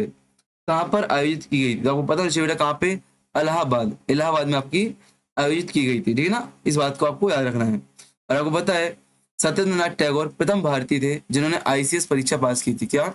सत्येंद्रनाथ टैगोर लिखा हुआ है यहाँ पे, देखो, सत्येंद्रनाथ टैगोर फर्स्ट आईसीएस थे, ठीक है ना, इंडिया के, और 1922 में इलाहाबाद में आयोजित हुई थी। क्वेश्चन है, तारीख ए मुबारक शाही पुस्तक के लेखक कौन है? Who was the author of the तारीख ए मुबारक शाही? यहिया बिन अहमदी, अमीर खुसरो, शम्स सिराज अफीफ, या इनमें से कोई नहीं? तो बताओ, तारीख ए मुबारक शाही के राइटर कौन है? आपने पढ़ा है क्या? तारीख ए मुबारक शाही के राइटर यहिया बिन अहमदी। कौन है बेटा? यहिया बिन अहमदी आपके इसका आंसर हो जाएगा। ठीक है ना, देखो, तारीख ए मुबारक शाही की रचना यहिया बिन अहमद ने की थी। यह पुस्तक सैयद वंश के इतिहास का महत्वपूर्ण स्रोत है। ठीक है ना, यहिया बिन अहमद ने इस किताब का प्रारंभ मोहम्मद गौरी के आक्रमण से शुरू किया है और सैयद वंश के तीसरे शासक मोहम्मद शाह तक का इतिहास लिखा है। ठीक है ना, सैयद वंश का इतिहास इस पुस्तक की एकमात्र स्रोत माना जाता है। विदेशी शासक ने, किस विदेशी यात्री ने दारा सुकोई और औरंगजेब के हुए मध्य उत्तराधिकार युद्ध को देखा था? किस विदेशी यात्री ने दारा सुकोई और औरंगजेब के मध्य हुए उत्तराधिकार के युद्ध को देखा था? फ्रांसिया बर्नियर, निकोलो दी मनुची, ट्रेविनियर, या थॉमस रो? दरना फ्रांसवा बर्नियर था जिसने क्या देखा था? उत्तराधिकार का युद्ध देखा था। इस बात को आपको याद रखना, ठीक ना। तो फ्रांसिया बर्नियर ने दारा सिकोर और औरंगजेब के मध्य हुए उत्तराधिकार का युद्ध देखा था। लगभग 12 वर्षों तक भारत में रहा है। वह चिकित्सक था, राजनीतिक था, दार्शनिक था और इतिहासकार था। ठीक ना। दारा सिकोई के ज्येष्ठ जो था, दारा सिकोई के चिकित्सक के रूप में काम कर रहा था। ठीक है ना, याद रखना। देखा था, फ्रांसवा बर्नियर ने देखा था। क्वेश्चन है, निम्नलिखित में से किस मध्यकालीन शासक ने पट्टा और कबूलियत व्यवस्था प्रारंभ की? निम्नलिखित में से किस मध्यकालीन भारतीय शासक ने पट्टा और कबूलियत व्यवस्था प्रारंभ की? इल्तुतमिश, फिरोज तुगलक, शेरशाह या अकबर? तो किसने शुरुआत की थी बेटा? शेरशाह ने। किसने? शेरशाह ने पट्टा और कबूलियत व्यवस्था शुरुआत की थी। याद रखना, शेरशाह ने। ठीक ना, पूछा जा चुका पहले भी। तो शेरशाह ने भूराज प्रशासन में पट्टा और कबूलियत व्यवस्था को प्रारंभ किया था। इस व्यवस्था में किसानों को भूमि लगान संबंधी लिखित दस्तावेज दिए जाते थे। ठीक है, इस बात को आपको याद रखना है। निम्नलिखित में कौन हिंदू धर्म ग्रंथों को देववाणी मानता है? निम्नलिखित में कौन हिंदू देव ग्रंथों को देववाणी मानता है? हुमायूं, जहांगीर, औरंगजेब या दारा सिकोई? सबको मालूम है यहाँ पे दारा सिकोई। कौन बेटा? दारा सिकोई। दारा सिकोई हिंदू धर्म ग्रंथों को देववाणी मानता है। उसने उपनिषदों, भगवत गीता सहित अन्य हिंदू ग्रंथों का फारसी अनुवाद कराया है।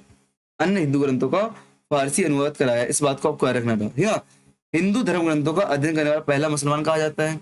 शाहजहां के चारों पुत्र में सर्वश्रेष्ठ दारा सिकोई सर्वश्रेष्ठ सुरक्षित, मतलब सुशिक्षित, अध्येता और लेखक था। उसने हिंदू धर्म ग्रंथों का अध्ययन किया था।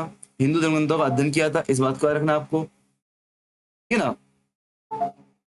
दारा सिकोई को उसकी सहिष्णुता तथा उदारता के लिए लघु अकबर की संज्ञा दी जाती है। सहिष्णुता और उदारता के लिए क्या? लघु लघु अकबर कहा जाता है किसको? दारा सिकोही को, ठीक ना। और आज आपको शाहजहां ने दारा सिकोही को शाह बुलंद इकबाल, शाह बुलंद इकबाल की उपाधि दी थी। किसने? शाहजहां ने, इनके पिताजी ने, शाहजहां ने दारा सिकोही को शाह बुलंद इकबाल की उपाधि दी थी, ठीक है ना। बाबर ने स्वयं को गाजी किस युद्ध के बाद घोषित किया था? गाजी किस युद्ध के बाद घोषित किया था? पहला काबुल नहीं, पानीपत नहीं, समरकंद नहीं, खानवा, खानवा के युद्ध के बाद राणा सांगा के बीच हुआ था, याद है आपको। यहाँ पर इसने गाजी घोषित किया था, तो लिखा लिखा है 1527 में खानवा युद्ध में विजय के बाद बाबर ने गाजी की उपाधि धारण की थी। यह युद्ध बाबर और राणा सांगा के बीच लड़ा गया था, ठीक है ना। बाबर और राणा सांगा के बीच लड़ा गया था। क्वेश्चन नंबर 27 है, निम्नलिखित में से किसने मनसबदारों को जात एवं सवार पद देना प्रारंभ किया? निम्नलिखित में किसने मनसबदारों को जात व सवार का पद देना प्रारंभ किया? किसने बेटा? हुमायूं ने, अकबर ने, जहांगीर ने या शाहजहां ने? तो याद रखना किसने? अकबर ने जात और सवार की व्यवस्था प्रारंभ की थी। अकबर ने क्या? जात और सवार नामक द्वैध मनसब व्यवस्था की शुरुआत की थी। इसको क्या बन? द्वैध मनसब प्रणाली भी कहते हैं। क्या कहते हैं? द्वैध मनसब प्रणाली भी कहते हैं। आज आपको पता है, मैं आपके साथ अभी पिछले दिनों में इतनी क्लास ले चुका हूँ लिखने वाली ना, क्लास तो मैं बहुत ले चुका हूँ आपकी, इतनी ले चुका हूँ, जो पेन की निप होती है ना वो चली गई इसकी, जो पेन टिप का पेन होता है ना इसकी, अब ये कम से कम आती है 750 रुपए की, और सिंगल मिलती नहीं है। पूरा पेन टेप मंगाना पड़ता है, तो बारिश से उसका आता है, एक दिक्कत ये है। चलो, कौन है दानदाता परिवार? यदि कोई दानदाता परिवार आप में से है तो मुझे बता देना, मैं आपके लिए अपनी टेलीग्राम आईडी दे रहा हूँ, @AJNKIT। क्या है? @AJ,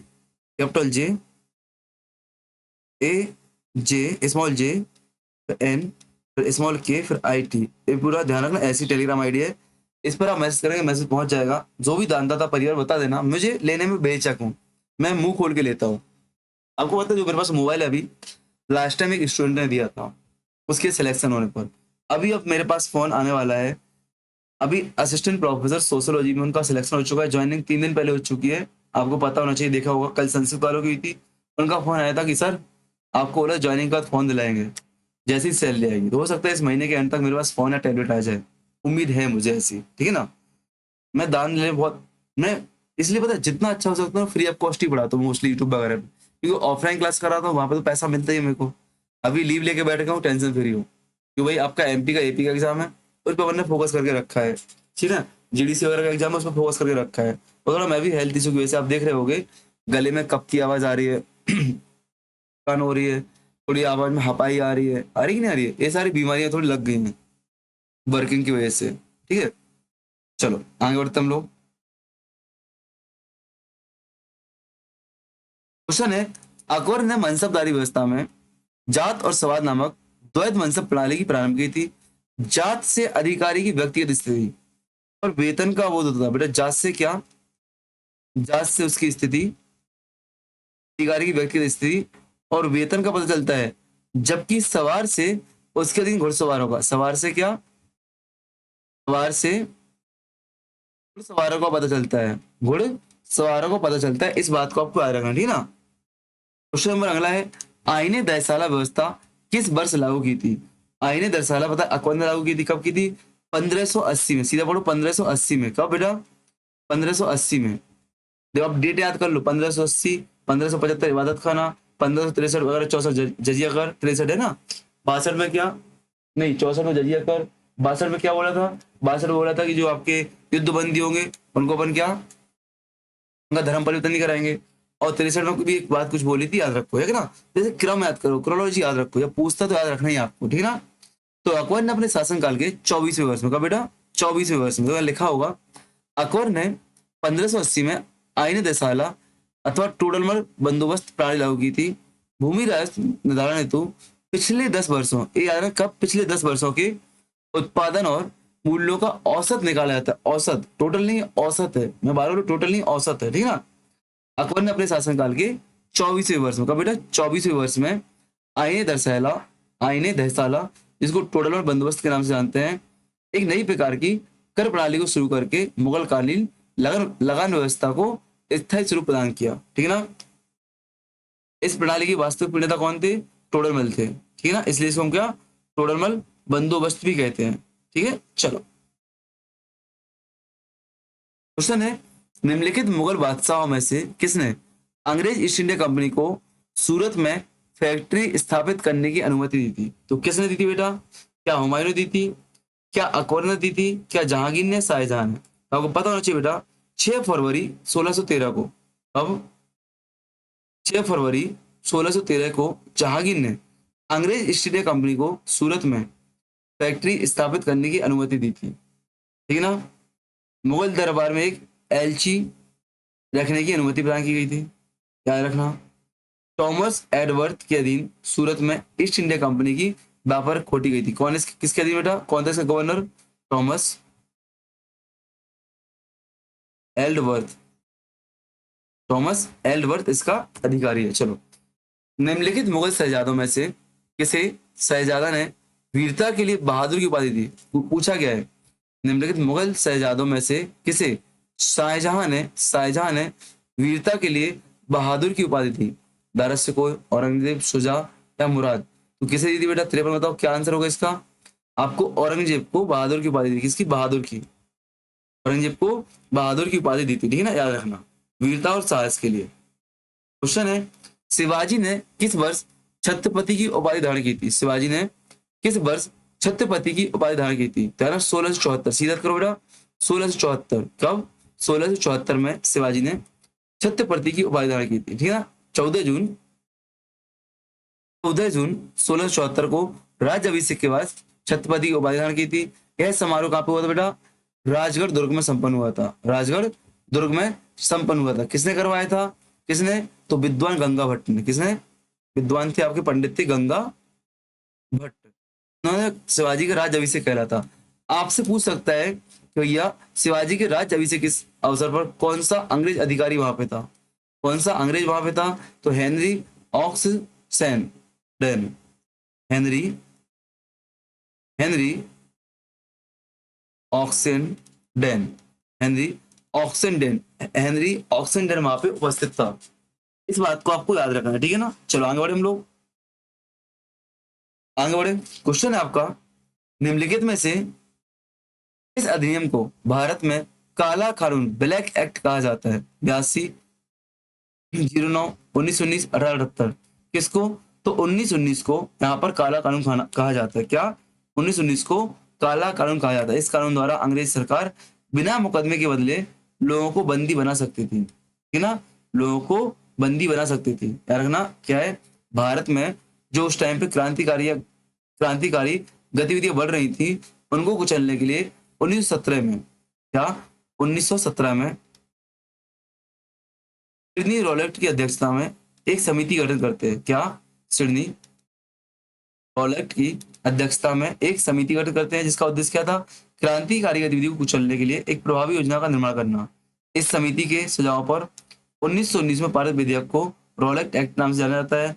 रॉलेट अधिनियम के द्वारा अंग्रेजी सरकार जिसको जब चाहे तब चाहे जहां चाहे बिना मुकदमा चलाए जेल में बंदी रख सकती थी। इस कानून के को बिना वकील, बिना अपील, बिना दलील व काला कानून कहा गया। क्या? बिना अपील का, बिना दलील का, बिना वकील का कानून कहा गया और इसे काला कानून कहा गया। ठीक है ना। क्वेश्चन है, पंजाब विजय के बाद गठित बोर्ड ऑफ थ्री का सदस्य निम्नलिखित में कौन नहीं था? पंजाब विजय के बाद एनेक्शन ऑफ द पंजाब के बाद बोर्ड ऑफ थ्री का सदस्य कौन नहीं था? बताओ कौन नहीं था?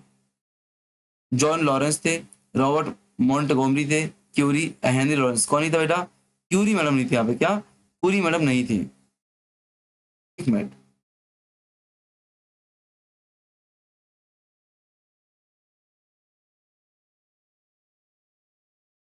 क्वेश्चन थोड़ा पूरा कर लेना। पे लिखा है, पंजाब विजय के बाद गठित बोर्ड ऑफ थ्री का सदस्य निम्नलिखित में कौन नहीं था, जिसे बाद में पंजाब की विजय के बाद पंजाब का प्रशासन सौंपा गया था? क्यूरी महोदय। कौन थे बेटा? क्यूरी महोदय। तो पंजाब विजय के बाद लॉर्ड डलहौजी ने प्रशासन हेतु एक बोर्ड का गठन किया। इसके सदस्य जॉन लॉरेंस, रॉबर्ट गोमरी और हेनरी लॉरेंस थे। ठीक है ना। चलो, कौन कौन थे बेटा? फिर से पढ़ो, कौन कौन थे? Sir John Lawrence, Robert Montgomery और हेनरी लॉरेंस। किसने बेटा? लॉर्ड डलहौजी ने। लॉर्ड डलहौजी ने। किसने? लॉर्ड डलहौजी ने। क्वेश्चन है, निम्नलिखित क्षेत्रों में से किस क्षेत्र में अंग्रेज ने सर्वप्रथम रैयतवाड़ी रैयतवाड़ी व्यवस्था सेटलमेंट शुरू किया था? रैयतवाड़ी सेटलमेंट की शुरुआत की थी? Ganga valley, Madras and Bombay, Orissa and Bengal या अवध? कहां पर इसकी शुरुआत की थी बताओ? तो आपको पता होना चाहिए, मद्रास एंड बॉम्बे। कहां पे? मद्रास एंड बॉम्बे में रैयतवाड़ी व्यवस्था की शुरुआत की गई थी। ठीक है? रैयतवाड़ी सर्वप्रथम मद्रास प्रेसिडेंसी के 12 माइल जिले में थॉमस मुनरो और कैप्टन रीड द्वारा, किसके द्वारा? थॉमस मुनरो और कैप्टन रीड के द्वारा लागू की गई थी। ठीक है ना? बॉम्बे में से बम्बई एवं अन्य क्षेत्रों में भी लागू किया गया। बाद में से क्या? बम्बई एवं अन्य क्षेत्रों में भी लागू किया गया। इस बात को आपको याद रखना है। ठीक है ना? ओम ओम ओम बम्बई के कुछ क्षेत्रों में, मद्रास में, पूर्वी बंगाल में, असम और दुर्ग में। ठीक है ना? इस प्रथा में क्या होता था? रैयतों को भूमि का मालिक समझा जाता था और कब्जा अधिकार दिया जाता था, और ये प्रत्यक्ष रूप से या सीधे तथा व्यक्तिगत रूप से स्वयं सरकार को भू राजस्व में भुगतान करते थे। निम्नलिखित में से किसने निम्नलिखित में किसने फर्रुखसियर के फरमान को ईस्ट इंडिया कंपनी का मैग्ना कार्टा कहा है? निम्नलिखित में किसने फर्रुखसियर के फरमान को, जो 1717 का फरमान था, उसे ईस्ट इंडिया कंपनी का मैग्ना कार्टा कहा है? बताओ किसने कहा है? किसने कहा है? तो ऑर्म्स ऑर्म्स ने। किसने? ऑर्म्स महोदय ने। ठीक ना? ऑर्मस महोदय ने कहा है। ऑर्मोस महोदय ने। तो इतिहासकार ऑर्मे ने 1717 के फर्रुखसियर फरमान को ईस्ट इंडिया कंपनी का मैग्ना कार्टा कहा है। इस फरमान द्वारा कंपनी को व्यापारिक सुविधाएं प्राप्त की गई थी। क्या? व्यापारिक सुविधाएं प्रदान की गई थी। सुनना चाहोगे? कुछ सुना दूं मैं आपके लिए। ईस्ट इंडिया कंपनी के इतिहास में महत्वपूर्ण घटना 1717 में घटी, जब जॉन सोलोमन के नेतृत्व में एक ब्रिटिश दूत मंडल कुछ व्यापारिक रियायतें प्राप्त करने हेतु मुगल बादशाह फर्रुखसियर के दरबार में पहुंचा। कौन? जॉन सोलोमन के नेतृत्व में। कौन? किसके नेतृत्व में बेटा? जॉन सोलोमन के नेतृत्व में। ब्रिटिश दूत मंडल में एडवर्ड स्टीफन, विलियम हैमिल्टन और ख्वाजा सेहुर्द शामिल थे। कौन कौन शामिल था बेटा? जॉन सोलोमन के नेतृत्व में गया था। और शामिल कौन कौन था इसमें? इस मंडल में आपका एडवर्ड स्टीफन,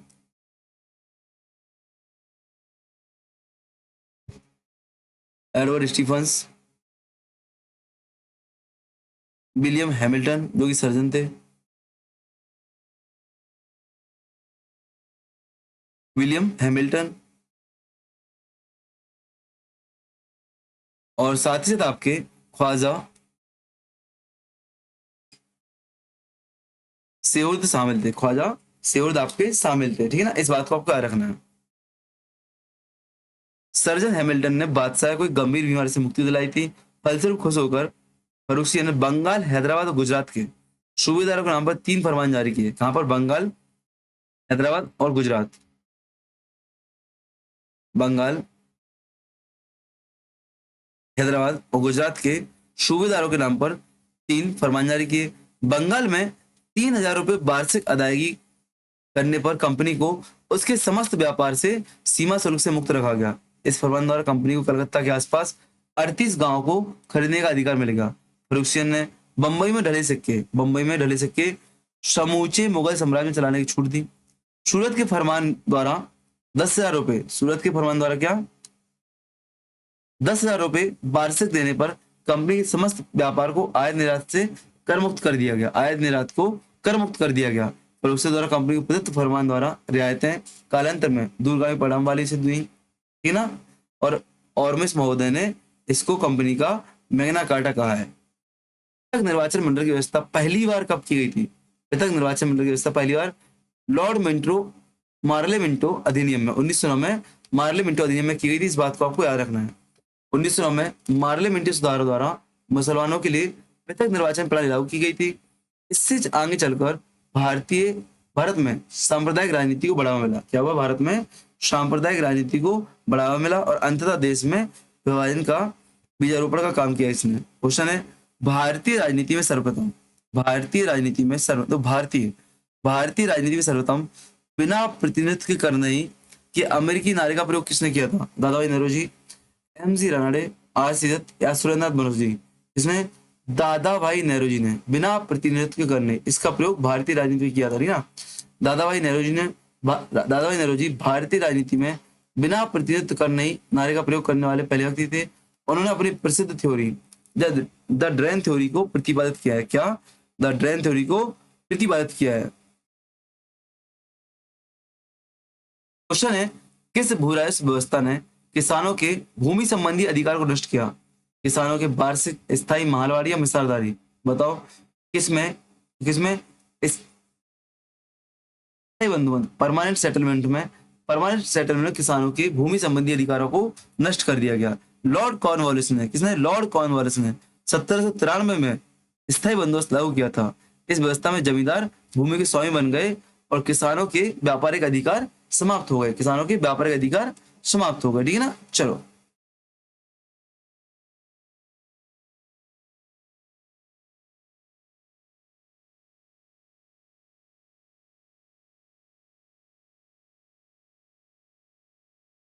क्वेश्चन है, स्वामी विवेकानंद को भारतीय राष्ट्रीय आंदोलन का आध्यात्मिक पिता किसने कहा है? सुभाष चंद्र बोस, जवाहरलाल नेहरू, महात्मा गांधी या चित्तरंजन दास? स्वामी स्वामी विवेकानंद को भारतीय राष्ट्रीय आंदोलन का आध्यात्मिक पिता किसने कहा बेटा? तो सुभाष चंद्र बोस ने। किसने? सुभाष चंद्र बोस ने कहा है, ठीक है ना। सुभाष चंद्र बोस ने स्वामी विवेकानंद को भारतीय राष्ट्रीय आंदोलन का आध्यात्मिक पिता कहा है। स्वामी विवेकानंद 1893 में शिकागो धर्म संसद का प्रतिनिधित्व करने के लिए गए थे, ठीक है ना, याद रखना। इनका वास्तविक नाम क्या है? स्वामी विवेकानंद का वास्तविक नाम क्या बेटा? नरेंद्र नाथ दत्ता। क्या है? नरेंद्र नाथ दत्ता इनका वास्तविक नाम है, ठीक है ना। चलो आगे बढ़ते हम लोग, सॉल्व करो इसको, तो पानी पीता हूं मैं।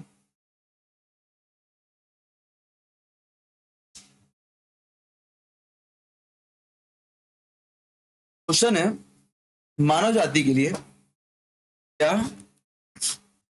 मानव जाति के लिए एक धर्म, एक जाति और एक ईश्वर का प्रसिद्ध नारा किसने दिया? मानव जाति के लिए एक धर्म, एक जाति और एक ईश्वर का प्रसिद्ध नारा किसने दिया? भीमराव अंबेडकर, दादा श्री नारायण गुरु, महात्मा गांधी या ज्योतिबा फुले? किसने दिया था बेटा? किसने दिया था? रखना, श्री नारायण गुरु ने। किसने? श्री नारायण गुरु ने मानव कल्याण के लिए एक धर्म, एक जाति और एक ईश्वर का प्रसिद्ध नारा दिया था, प्रसिद्ध नारा दिया था, ठीक है ना। तो श्री नारायण गुरु ने मानव कल्याण के लिए एक धर्म, एक जाति, एक ईश्वर का नारा दिया था। वे केरल के महान समाज सुधारक थे, महान समाज सुधारक थे। यूरोप में पुनर्जागरण का प्रारंभ सर्वप्रथम कहां से हुआ था? यूरोप में पुनर्जागरण का प्रारंभ कहां से हुआ था बेटा? इटली से, इंग्लैंड से, जर्मनी से, स्पेन से। पहले भी आ चुका है, अभी भी आ चुका। कहां से बेटा? इटली से। कहां से? इटली से आपका प्रारंभ हुआ था, ठीक है ना। एक याद रखना, श्री नारायण इन्होंने क्या, इन्होंने एक सभा की स्थापना की थी। क्या सभा का नाम क्या है उनका? श्री नारायण गुरु ने एक सभा की स्थापना की थी, उसका नाम क्या है? श्री नारायण धर्म परिपालन योग सभा। परिपालन योग सभा, इसकी इन्होंने स्थापना की थी, ठीक है ना। इस बात को आपको याद रखना है। तो पुनर्जागरण का प्रारंभ 14वीं शताब्दी में इटली से हुआ था, बाद में यूरोप में फैल गया। इसने मानववाद, कला, विज्ञान और तर्कवाद को प्रोत्साहित किया, ठीक है ना। चलो, क्वेश्चन है, प्रोटेस्टेंट आंदोलन का प्रारंभ सर्वप्रथम कहां से हुआ? प्रोटेस्टेंट आंदोलन का प्रारंभ सर्वप्रथम कहां से? जर्मनी से, इटली से, स्वीडन से या स्विट्जरलैंड से? कहां से बेटा? जर्मनी से प्रारंभ हुआ। कहां से? जर्मनी से। प्रोटेस्टेंट सुधार आंदोलन का प्रारंभ 16वीं शताब्दी में सर्वप्रथम जर्मनी से हुआ। मार्टिन लूथर ने इस आंदोलन में प्रमुख भूमिका, किसने बेटा?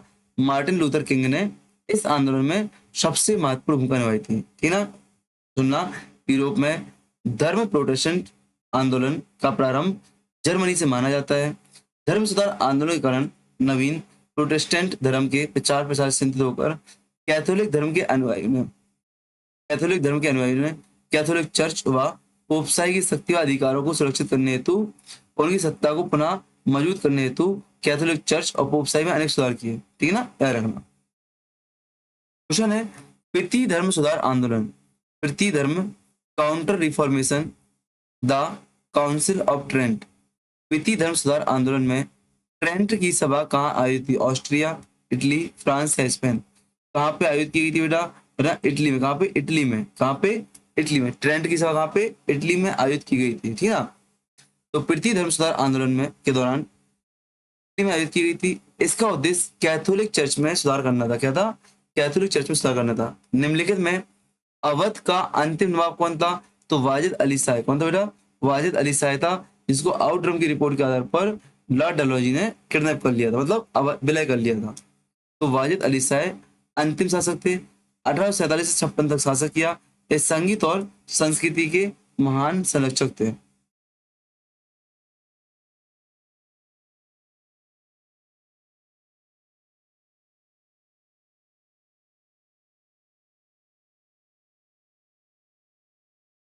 क्वेश्चन बताओ, यहाँ पे कुछ बता दो आपके लिए वाजिद अली शाह के बारे में। तो सुनना, वाजिद अली शाह के बाद भी नवाब बैठते हैं। कौन बैठते हैं? इनके पुत्र ब्रिजेश कादर, ठीक है। कौन? ब्रिजेश कादर बैठते हैं। हालांकि वास्तविक शक्ति किसके पास रहती है? वाजिद अली शाह की पत्नी बेगम हजरत महल के पास रहती है। बेगम हजरत महल के पास रहती है, इस बात को आपको याद रखना है, ठीक है ना। ये वाजिद अली शाह को ही अंतिम नवाब माना जाता है। और वाजिद अली शाह जो है ना, आपके लिए ठुमरी लिखते थे। क्या? ठुमरी लिखते भी थे, गाते भी थे। किस नाम से ठुमरी लिखते थे भाई साहब? क्या? अख्तर पिया। अख्तर पिया के नाम से ठुमरियां लिखते थे, गायन करते थे उनको, ठीक है ना। क्वेश्चन है, निम्नलिखित में से कौन सी पुस्तक भारत में 1857 के विद्रोह का सरकारी इतिहास मानी जाती है? The Indian war of independence 1857, theory of the Indian unity, civil religion in the Indian unity, 1857। 1857 तो बताओ कौन सी पुस्तक सरकारी मानी जाती है? 1857 आपकी सरकारी इतिहास मानी जाती है, ठीक है ना। सरकारी इतिहास मानी जाती है। 1857 के विद्रोह में सरकारी इतिहासकार कौन थे? सुरेंद्र नाथ सेन थे बेटा, याद रखना। 1857 के रिवोल्ट में सरकारी इतिहासकार कौन था बेटा? सुरेंद्र नाथ सेन था। उनकी पुस्तक 1857 का प्रकाशन 1957 का 1957 में आपका हुआ था, ठीक है ना। आगे बढ़ते हैं। महात्मा गांधी, एक सेकंड, आवाज है कि नहीं है? पहले चेक कर लूं मैं, पता चला कांड हो जाए। क्वेश्चन है, महात्मा गांधी निम्नलिखित में से किस आंदोलन से संबंध नहीं है? स्वदेशी से थे, भारत से थे, असहयोग से थे, खिलाफत। किससे नहीं थे बेटा? स्वदेशी मूवमेंट से। किससे बेटा? स्वदेशी मूवमेंट से नहीं थे। स्वदेशी मूवमेंट से नहीं थे, ठीक है ना। स्वदेशी आंदोलन 1905 में बंगाल विभाजन के विरोध में हुआ था। इसके प्रमुख नेता बाल गंगाधर तिलक, विपिन चंद्र पाल, लाला राजपत राय थे, ठीक है। लाला राजपत राय थे, इस बात का रहना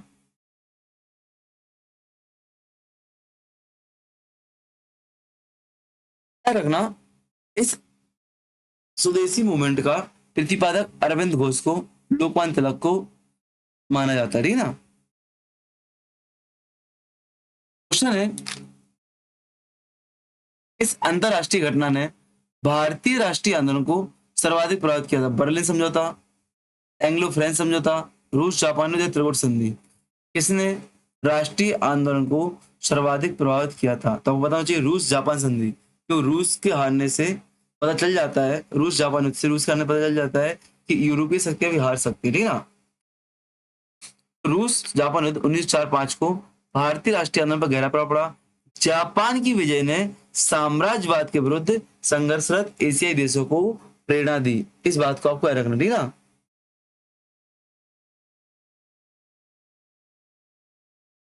क्वेश्चन है, कम्युनल अवार्ड की घोषणा किस ब्रिटिश प्रधानमंत्री ने की थी? कम्युनल अवार्ड की घोषणा किस ब्रिटिश प्रधानमंत्री ने की थी? याद होना चाहिए आपको, रैमजे मैकडोनाल्ड। क्या बेटा? Ramsay MacDonald is the right answer. आगे बढ़ते हैं।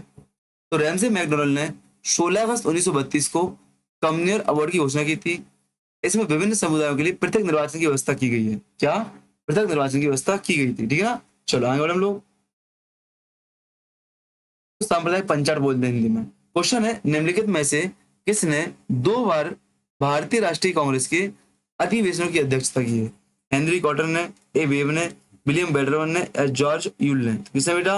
विलियम बेडरवन ने। कहा? विलियम बेडरवन ने 2 बार अध्यक्षता की, 5वीं बार, 25वीं बार, ठीक है ना। तो मुंबई के 5वें सेशन में, मुंबई के 5वें सेशन में, इलाहाबाद के 25वें सेशन में किसने? विलियम बेडरवन ने भारतीय राष्ट्रीय कांग्रेस की 2 अधिवेशनों की अध्यक्षता की, ठीक है ना। चलो मिलते हैं नेक्स्ट क्वेश्चन पर। जुलाई 1937 में कांग्रेस मंत्रिमंडल गठन कितने प्रांतों में हुआ था? बताओ। तो इसका आंसर आयोग ने हटा दिया था, सुन लेना यहाँ पे। 1935 के, यहाँ पे लिखा है देखो, 1935 के भारत शासन अधिनियम के अंतर्गत हुए चुनाव में 1937 में कांग्रेस नेताओं के 7 प्रतिनिधिमंडल में, 7 प्रतिनिधिमंडल में बनाए थे। इसमें मद्रास, मुंबई, बिहार, संयुक्त प्रांत, मध्य प्रांत, उड़ीसा और बाद में उत्तर पश्चिमी सीमा प्रांत शामिल हो गए। क्वेश्चन है आपका, निम्नलिखित में किसने अपने राजनीतिक जीवन उदारवादी के रूप में प्रारंभ किया था परंतु बाद में उसका आलोचक बन गया था? कौन बेटा, बताओ इसका आंसर। तो बताए आपकी एक क्लास को रिकॉर्ड करने में कितने घंटे लगते हैं? मोस्टली 2 घंटे की होती है, बट रिकॉर्ड करने में, टोटल बनाने में, क्लास बनाने में 5 घंटे का समय लग जाता है। पहला समय तो पीपीटी बनाने में, दूसरा पीपीटी से बोरिंग होता है रिकॉर्ड करना। क्यों? रिकॉर्डिंग करो, उसमें बीच में पॉज करो क्लास को, फिर उठो, फिर करो, वो माथा पच्ची होता है। रिकॉर्डिंग में यही दिक्कत है, कोई ना कोई बीच में आ ही जाता है। इस क्लास पता है वो 3 घंटे गैप लग गया, अभी 3 घंटे का गैप लग गया। मैं हॉस्पिटल होके आ गया हूँ, सो लिया है, तब जाके क्लास रिकॉर्ड कर उठ गया, तब जाके उठ गया हम लोग। क्वेश्चन है, निम्नलिखित में से किसने अपना राजनीतिक जीवन उदारवादी के रूप में प्रारंभ किया परंतु बाद में उसका आलोचक बन गया? तो कौन सा ऐसा व्यक्ति है? नंबर बिपिन चंद्र पाल, सुरेंद्र नाथ बनर्जी, बाल गंगाधर तिलक या गोपाल कृष्ण गोखले? तो बिपिन चंद्र पाल एक ऐसे व्यक्ति हैं कि अपनी लाइफ स्टाइल पहले उदारवादी, लिबरल होकर जीते हैं, लेकिन बाद में इसकी आलोचना करते हैं, ठीक है ना। विपिन चंद्र पाल ने अपना राजनीतिक जीवन उदारवादी के रूप में शुरू किया था परंतु बाद में वे उदारवादी राजनीति के आलोचक बन चुके थे। बाद में वे कांग्रेस के प्रमुख उग्रवादी नेताओं में सम्मिलित हुए, ठीक ना। 1906 के बाद भारतीय राजनीति में कांग्रेस के अंदर उग्रवादी दल के उदय के साथ साथ देश में क्रांतिकारी दलों का उदय हुआ था। उग्रवादी विचारधारा के 4 नेता प्रमुख थे। नंबर 1 बाल गंगाधर तिलक। कौन कौन नेता बेटा? बाल गंगाधर तिलक थे उग्रवादी में, लिख लो, आपको नाम लिखवा दे रहा हूँ मैं आपके लिए, या सुन लो। लाल बाल पाल बोलते हैं, बाल गंगाधर तिलक, लाला लाजपत राय, बिपिन चंद्र पाल और अरविंद घोष, ठीक है ना। और बिपिन चंद्र पाल एक ऐसे व्यक्ति थे जो पहले उदारवादी थे, बाद में आपके गर्म दल के नेता बनते, उग्रवादी बनते हैं। 1931 में कराची अधिवेशन में गांधी इरविन समझौते का मुख्य प्रस्ताव किसने किसने प्रस्तुत किया था? अबुल कलाम आजाद, सुभाष चंद्र बोस, महात्मा गांधी या जवाहरलाल नेहरू? तो पता है आपको कराची अधिवेशन के अध्यक्ष कौन थे बेटा? जवाहरलाल नेहरू थे, ठीक ना। तो गांधी इरविन समझौता 5 मार्च 1931 को हुआ था, महात्मा गांधी और लॉर्ड इरविन के बीच में हुआ था। समझौते का प्रस्ताव कांग्रेस के कराची अधिवेशन में जवाहरलाल नेहरू ने प्रस्तुत किया था, क्यों भैया? कौन? यही यहाँ के अध्यक्ष बने थे, ठीक है ना। चलो, भारत में 1857 के विद्रोह के समय प्रधान सेनापति कौन था? Who was the commander in chief the revolt of 1857 India? कौन था बेटा? एंसन महोदय, लॉर्ड कैनिंग महोदय, लेक महोदय या लॉर्ड रॉबर्ट्स महोदय? तो एंसन महोदय, ठीक है ना, एंसन महोदय, ठीक है ना। एंसन के बाद क्रांति के दमन के दौरान कॉलिन कैंपबेल को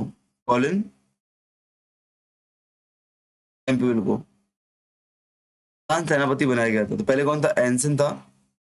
1857 के विद्रोह के समय जनरल एंसन प्रधान सेनापति था और इसकी मृत्यु के बाद कॉलिन कैंपबेल को प्रधान सेनापति बनाया गया। क्वेश्चन है, 1857 के विद्रोह में बरेली के विद्रोहियों का नेतृत्व किसने किया था? बरेली के विद्रोहियों का नेतृत्व किसने किया था? आपको पता होना चाहिए बेटा, बरेली में कौन था? खान बहादुर खान था। खान बहादुर खान आपके उपस्थित थे। बरेली के विद्रोह में खान बहादुर खान ने नेतृत्व किया था। बाद में अंग्रेजों ने पकड़कर उन्हें फांसी दे दी थी। बाद में क्या? अंग्रेजों ने पकड़कर उन्हें फांसी दे दी थी, ठीक ना। चलो, क्वेश्चन है, 1930 में मुस्लिम लीग की अधिवेशन की अध्यक्षता में अध्यक्षीय भाषण किसने दिया था? 1930 की मुस्लिम लीग की अधिवेशन में अध्यक्षीय भाषण किसने दिया था? एम ए जिन्ना, मोहम्मद इकबाल, बदरुद्दीन तैयब जी या फजल हक? तो किसने दिया था बेटा? 1930 में मुस्लिम लीग के अधिवेशन में मोहम्मद इकबाल ने। किसने बेटा? मोहम्मद इकबाल ने, ठीक है ना। तो ये वही व्यक्ति हैं जिन्होंने मुसलमानों के लिए पृथक राष्ट्र के विचार का प्रवर्तक थे, ठीक ना। ठीक, मोहम्मद इकबाल 1930 में मुस्लिम लीग के इलाहाबाद अधिवेशन में अध्यक्ष की भाषण दिया। इस भाषण में उन्होंने पृथक मुस्लिम राज्य की अवधारणा प्रस्तुत की। यहाँ पर सुनना मेरी बात को। कवि मोहम्मद इकबाल के नाम से भी जाने जाते हैं। मुसलमानों के लिए पृथक राष्ट्र के विचार क्या किया, विचार का प्रवर्तक किया।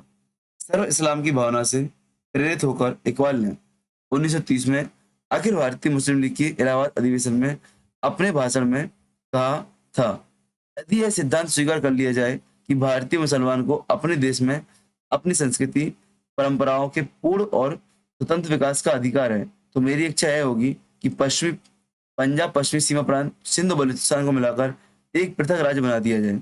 ब्रिटिश साम्राज्य के अंदर अथवा बाहर एक उत्तर पश्चिमी भारतीय मुस्लिम राज्य का गठन हो। ठीक ना, इस बात को आपको याद रखना है। वही मेरा अंतिम लक्ष्य है। ऐसा बोलते कौन? मोहम्मद इकबाल 1930 के इलाहाबाद अधिवेशन में मुस्लिम लीग के। निम्नलिखित में किसने लाला लाजपत राय को प्रिंस अमंग पैट्रियट्स कहा है? प्रिंस अमंग पैट्रियट्स कहा है, किसने कहा है बताओ? तो किसने कहा है? Prince among peace makers. Patriots नहीं, पीस मेकर है बेटा। प्रिंस अमंग पीस मेकर है, गलत हो गया। पीस मेकर यहाँ पे, प्रिंस अमंग पीस मेकर किसने कहा है? महात्मा गांधी, जवाहरलाल नेहरू, एम ए जिन्ना, मोहम्मद अली जिन्ना या मोतीलाल नेहरू? किसने बेटा? मोतीलाल नेहरू ने कहा है। किसने? मोतीलाल नेहरू ने कहा है। तो मोतीलाल नेहरू ने लाला लाजपत राय को प्रिंस अमन पीस मेकर कहा है। इस बात को याद रखना। लाला लाजपत राय का जन्म कब हुआ था बेटा? 28 जनवरी। लाला लाजपत राय का जन्म कब हुआ था? 28 जनवरी 1865 को हुआ था। ठीक है ना। इनको अपन पंजाब केसरी के नाम से जानते। क्या? लाला लाजपत राय को पंजाब केसरी के नाम से जानते हैं। इन्हीं ने आपकी पंजाब नेशनल बैंक की स्थापना की थी। इसकी पंजाब नेशनल बैंक की स्थापना की थी। ये भारतीय राष्ट्रीय दल के गर्म दल के नेता थे। 1928 में साइमन कमीशन के विरुद्ध एक प्रदर्शन में हिस्सा लिया, जिसके दौरान इनकी हत्या हो गई थी। ठीक है ना। सैंडर्स नामक व्यक्ति इसका दोषी माना गया था और भगत सिंह ने इनको सजा दी थी।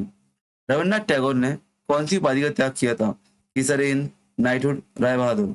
रविन्द्रनाथ टैगोर ने इस उपाधि को नाइटहुड की उपाधि का त्याग किया था। नाइटहुड, ठीक है, की उपाधि का त्याग किया था। कब? 1919 में, जलियांवाला हत्याकांड के बाद।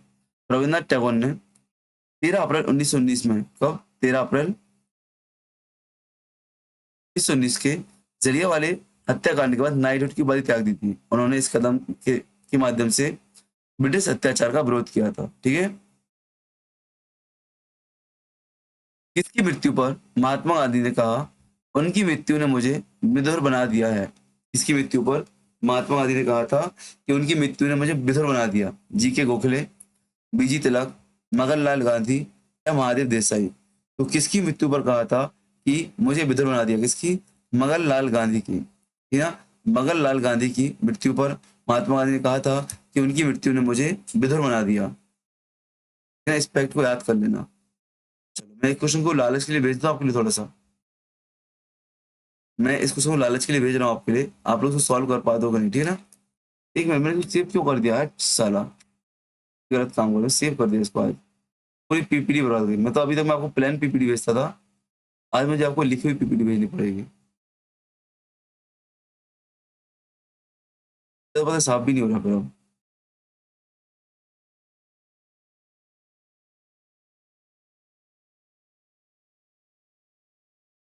हो गया, अटक गया, छोड़ो।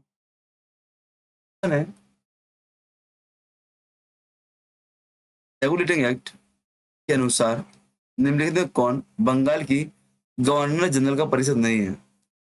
रेगुलेटिंग एक्ट के अनुसार निम्नलिखित में कौन बंगाल की गवर्नर जनरल का परिषद नहीं है? बेटा, हाइड महोदय, सर जॉन केवलेरिंग महोदय, माइनसन महोदय या फिलिप प्रिंसेस महोदय? तो कौन सा व्यक्ति है जो बंगाल की गवर्नर जनरल, जो गवर्नर जनरल ऑफ बंगाल उनकी काउंसिल बनाई गई थी, उसका सदस्य नहीं है? तो आपको याद रखना यहाँ पे हाइड महोदय सदस्य नहीं है। यहाँ पे तो लिख नहीं पाएगा अभी, आपसे सुनते चलना, क्योंकि सेव हो गया ऑटोमेटिक। उसको सेव होने प्रोसेस लंबा लगेगा। आज ये पीडीएफ जो 4-5 MB की होती है, 80 MB की पीडीएफ पहुंच जाएगी अब। हाइड महोदय, क्या नाम है बेटा? हाइड महोदय इसके सदस्य नहीं है। बकाया सर जॉन क्लीवरिंग है, मॉनसन है और फिलिप्स फ्रांसिस आपके इसके सदस्य माने जाते हैं, ठीक है ना। चलो वेट कर लो बेटा थोड़ा सा।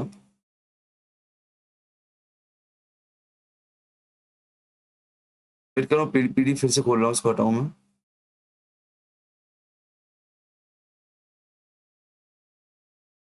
वेट करना।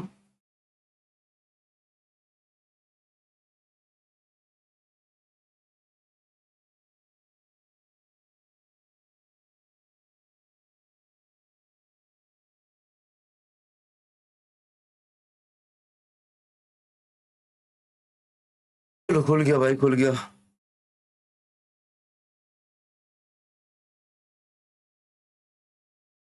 पेन अभी भी काम नहीं करेगा उससे।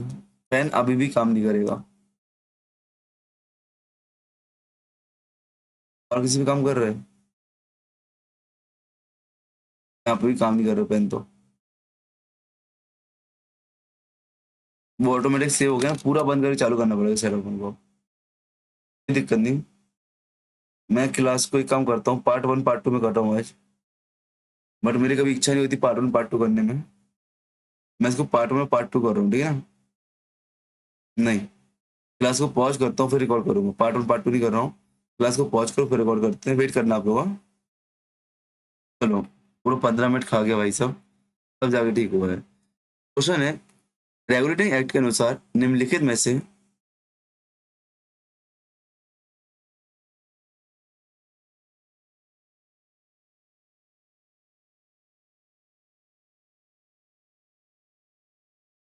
रेगुलेटिंग एक्ट के अनुसार निम्नलिखित में से कौन बंगाल के गवर्नर जनरल परिषद का सदस्य नहीं है? तो आपको बताया मैंने, हाइड मोर देनी है, बाकी तीनों आपके सदस्य, इसको याद कर लेना आपको, ठीक है ना। 1857 के बाद भारत छोड़ो आंदोलन सबसे गंभीर विद्रोह है, किसका कथन था? महात्मा गांधी, जवाहरलाल नेहरू, लॉर्ड लिथगो और विंस्टन चर्चिल। किसका कथन था बेटा? क्या रखना, लॉर्ड लिन लिथगो का। किसका था? लॉर्ड लिन लिथगो का कथन था। भैया 1857 के बाद भारत छोड़ो आंदोलन सबसे गंभीर विद्रोह था, है ना। लॉर्ड लिन लिथगो ने दिया था, ठीक है। चलो, एलिबर्ट विल विवाद किस वायसराय के शासनकाल में हुआ था? एलिबर्ट विल विवाद किस वायसराय के शासनकाल में हुआ था? तो याद रखना, लॉर्ड रिपन है जो अच्छे काम करते हैं विवाद में आते हैं, लॉर्ड रिपन, ठीक है ना। लॉर्ड रिपन के टाइम पे 1883 में एलिबर्ट विल विवाद हुआ था, ठीक है ना। इस बिल का मतलब क्या था? कि भारतीय न्यायाधीशों को यूरोपीय अधिकारियों अपराधियों पर न्यायिक अधिकार देने का प्रस्ताव था। जो भारत के जो आपके जज होते हैं, अगर जज भारतीय है, अगर क्या जज भारतीय है, तो उसको ब्रिटिश जो मुलाजिम है उन पर न्यायिक आदेश जारी करने का अधिकार दे दिया गया था। उस समय में पूर्व भारतीय न्यायाधीशों को ब्रिटिश अपराधियों से मुकदमे सुनने का हक नहीं था। इस विधेयक का नाम कोर्टनी एलिबर्ट पर रखा गया। वायसराय की भारतीय परिषद के जो कानूनी सलाहकार थे कौन थे? कोर्टनी एलिबर्ट। कोर्टनी एलिबर्ट इनके नाम पे लिखा गया था। ये कौन थे बेटा?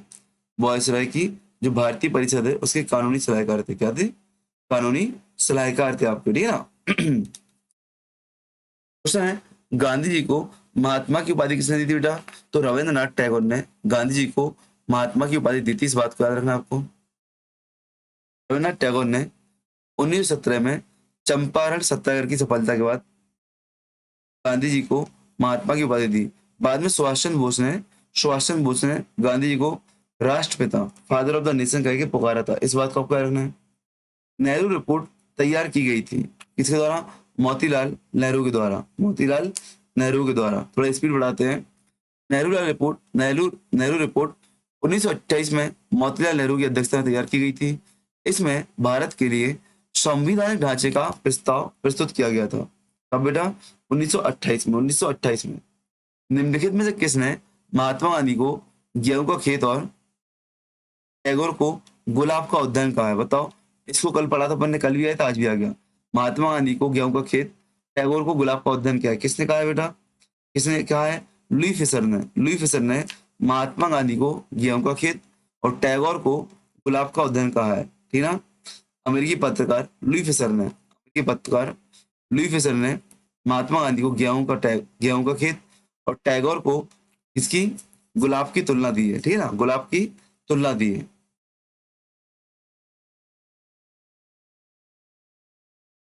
ठीक है, याद रखना।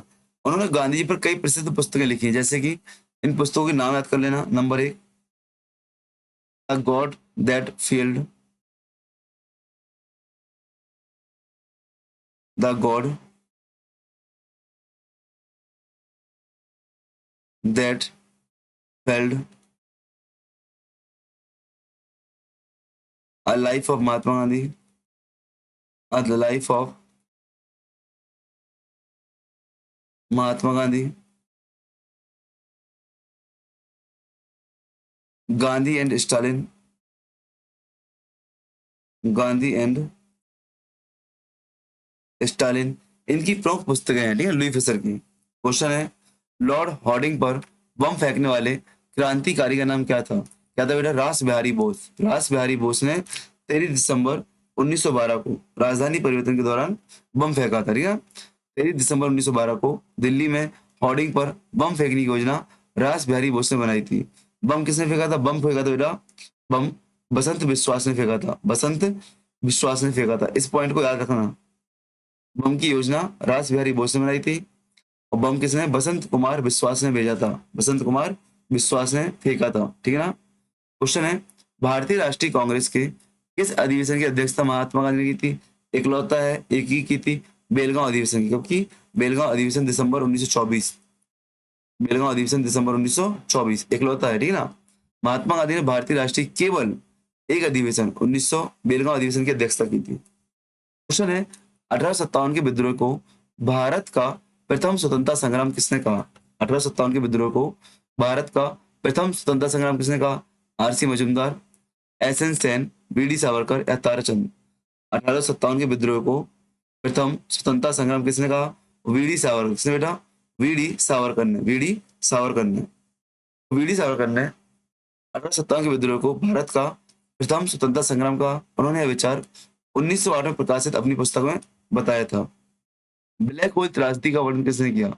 ब्लैक होल त्रासदी का वर्णन किसने किया बेटा? तो होलवेल महोदय ने। किसने? होलवेल महोदय ने किया है। होलवेल। ना याद रखना, थोड़ा घटना सुन लो। जॉन जेफानिया होलवेल, पूरा नाम क्या इनका? जॉन जेफानिया होलवेल ने ब्लैक होल ऑफ कलकत्ता की त्रासदी का वर्णन किया है।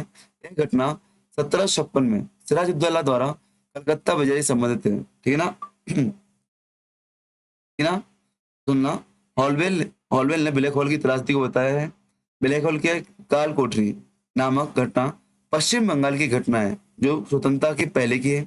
ऐसा माना जाता है कि बंगाल के नवाब सिराजुद्दौला ने 146 बंदियों 146 अंग्रेज बंदियों, जिसमें स्त्रियां बच्चे सभी शामिल थे, एक छोटे में कम इन सबको एक छोटे से कमरे में बंद कर दिया।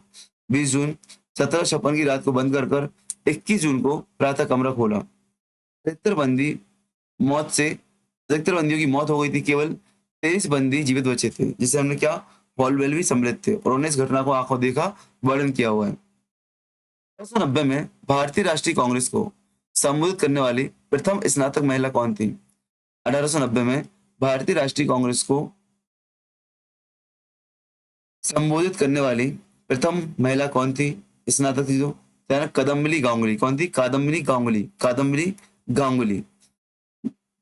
कादम्बिनी गांगुली 1890 में भारतीय राष्ट्रीय कांग्रेस को संबोधित करने वाली प्रथम स्नातक महिला थी। उन्होंने कलकत्ता के कांग्रेस अधिवेशन को संबोधित किया था। कौन? कोलकाता के कांग्रेस अधिवेशन को संबोधित किया था। इस बात को आपको याद रखना। ठीक है ना। भारत का दूसरा गवर्नर जनरल कौन था? भारत का पहला, सबको पता है, पहला विलियम बेंटिक था। तो दूसरा कौन सा? Charles Metcalfe. कौन था बेटा? चार्ल्स मेटकॉफ आपके याद रखना दूसरे गवर्नर जनरल थे, जिन्हें समाचार पत्रों का मुक्तिदाता कहा जाता है। ठीक है ना। तो लॉर्ड विलियम बेंटिक भारत के लॉर्ड विलियम बेंटिक भारत के प्रथम गवर्नर जनरल थे, जबकि दूसरे चार्ल्स मेटकॉफ थे। चार्ल्स मेटकॉफ ने प्रेस पर लगे प्रतिबंधों को हटाया था, इसलिए क्या भारत में प्रेस का मुक्तिदाता चार्ल्स मेटकॉफ को कहा जाता है? क्या? चार्ल्स मेटकॉफ को कहा जाता है। क्वेश्चन है, 1946 में भारत आए कैबिनेट मिशन का अध्यक्ष कौन था?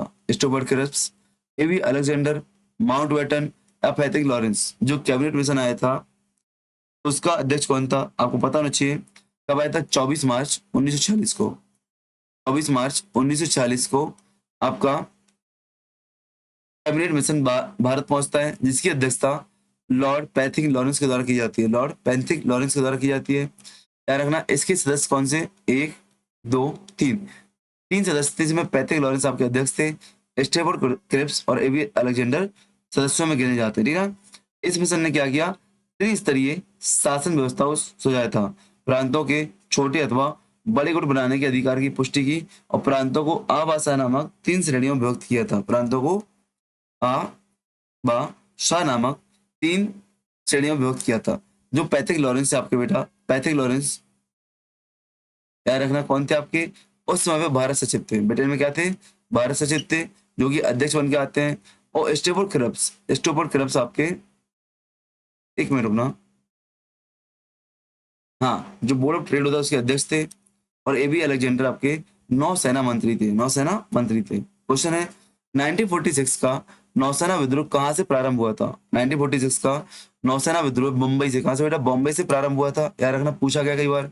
नौसेना विद्रोह 18 फरवरी 1946 को बॉम्बे में HMIS तलवार से प्रारंभ हुआ था। यह विद्रोह सीगरी, कराची, मद्रास और कलकत्ता तक फैल गया। सीगरी, कराची, मद्रास और कलकत्ता तक फैल गया था। निम्नलिखित में से किन ब्रिटिश इतिहासकारों ने 1857 की क्रांति को केवल सिपाही विद्रोह नहीं माना है। निम्नलिखित में से किन ब्रिटिश इतिहासकारों ने 1857 की घटना को केवल सिपाही विद्रोह नहीं माना है। किसने नहीं माना बेटा, बताओ। तेलंगाना, आउटरम और टेलर महोदय ने, आउटरम और टेलर महोदय ने इसको सिपाही विद्रोह नहीं माना है, इसको सिपाही विद्रोह नहीं माना है। इस बात को आपको याद रखना है, ठीक ना। आगे बढ़ते अपन लोग। क्वेश्चन है, बाल गंगाधर तिलक को भारतीय अशांति का जनक किसने कहा। बाल गंगाधर तिलक को भारतीय अशांति का जनक किसने कहा था बेटा, वैलेंटाइन सिरोल ने। किसने, वैलेंटाइन सिरोल ने, ठीक ना, वैलेंटाइन सिरोल ने, ठीक ना। तो वैलेंटाइन सिरोल ने बाल गंगाधर तिलक को भारतीय अशांति का जनक कहा है। उन्होंने इंडियन अनरेस्ट नामक पुस्तक भी लिखी है, ठीक ना, इंडियन अनरेस्ट। वैलेंटाइन सिरोल की बुक का नाम क्या बेटा, इंडियन अनरेस्ट। क्या है, इंडियन अनरेस्ट, ठीक ना। तिलक सिरोल पर महारानी का मुकदमा चलाने के हेतु कहाँ गए थे, इंग्लैंड भी गए थे। यद्यपि मुकदमा हार गए थे, किंतु उसका व्यापक प्रभाव हुआ था, ठीक है ना। और वैलेंटाइन सिरोल ने इंडियन अनरेस्ट नामक पुस्तक भी लिखी है। इसने घोषणा की कि अंग्रेज जून 1948 में भारत छोड़ देंगे। किसने की थी बेटा, क्लीमेंट एटली ने। क्लीमेंट एटली ने घोषणा की थी, जो वहां के प्रधानमंत्री थे तत्कालीन। क्या थे, तत्कालीन प्रधानमंत्री थे। तो ब्रिटिश प्रधानमंत्री क्लीमेंट एटली ने 20 फरवरी 1947 को, कब बेटा, 20 फरवरी 1947 को घोषणा की कि अंग्रेज जून 1948 में भारत छोड़ देंगे, मतलब पहले ही चले गए थे आपके। 1931 में मंचूरिया पर किस देश ने अधिकार कर लिया था। 1931 पर मंचूरिया पर किस देश ने बेटा, जापान पर। किसने, जापान ने अधिकार कर लिया था। किसने, जापान ने। तो 1931 में जापान ने मंचूरिया पर अधिकार कर लिया था। इस घटना से पूर्वी एशिया में तनाव बढ़ा और आगे चलकर द्वितीय विश्व युद्ध की पृष्ठभूमि आपकी तैयार होती है, ठीक है ना। मंचूरिया कहाँ पे, चीन का उत्तरी प्रदेश है आपका, चाइना का उत्तरी प्रदेश है। डिवाइन कॉमेडी के लेखक कौन है, who was the author of the divine comedy. कौन है बेटा, डिवाइन कॉमेडी के लेखक दांते महोदय। कौन है, दांते महोदय। दांते महोदय आपके डिवाइन कॉमेडी के लेखक है, ठीक है ना।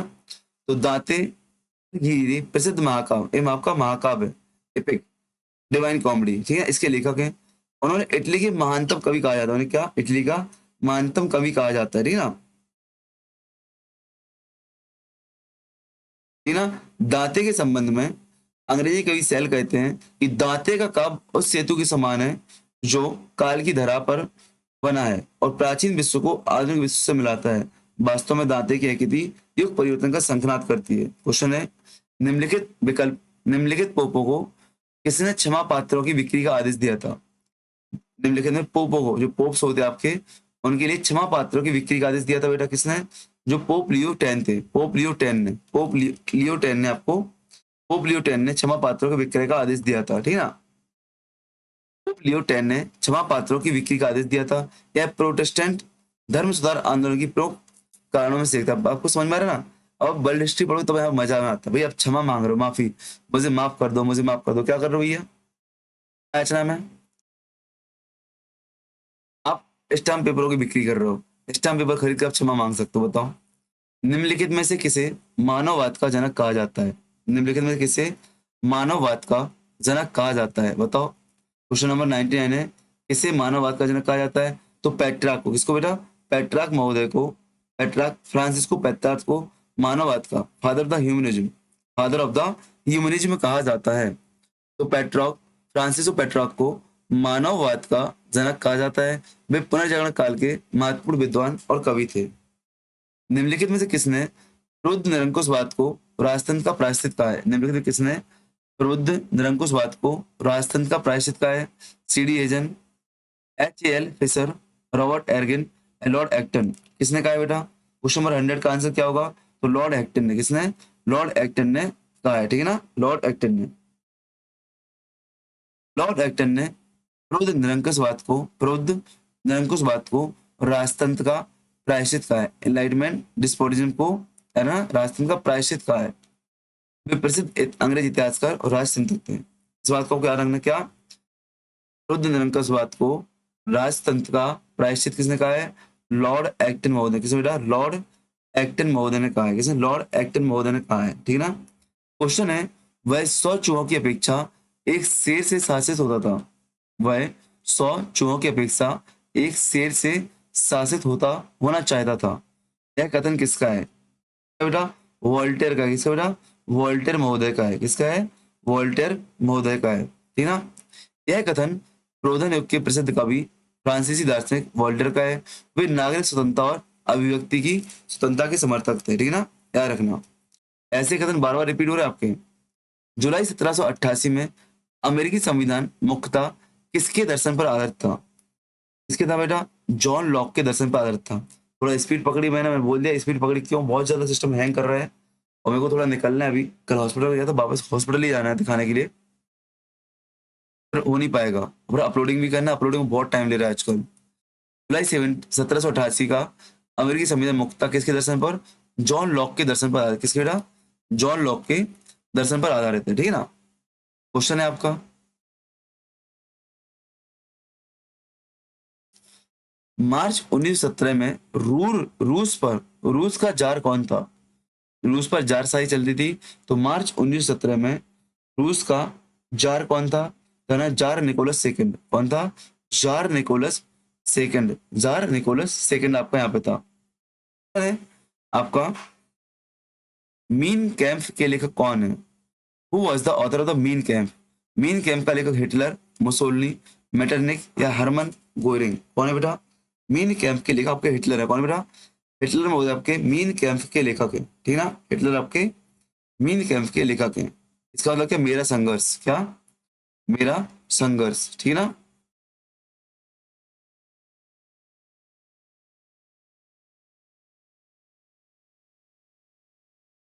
याद रखना, मीन कैंप एडोल्फ हिटलर द्वारा लिखी गई है।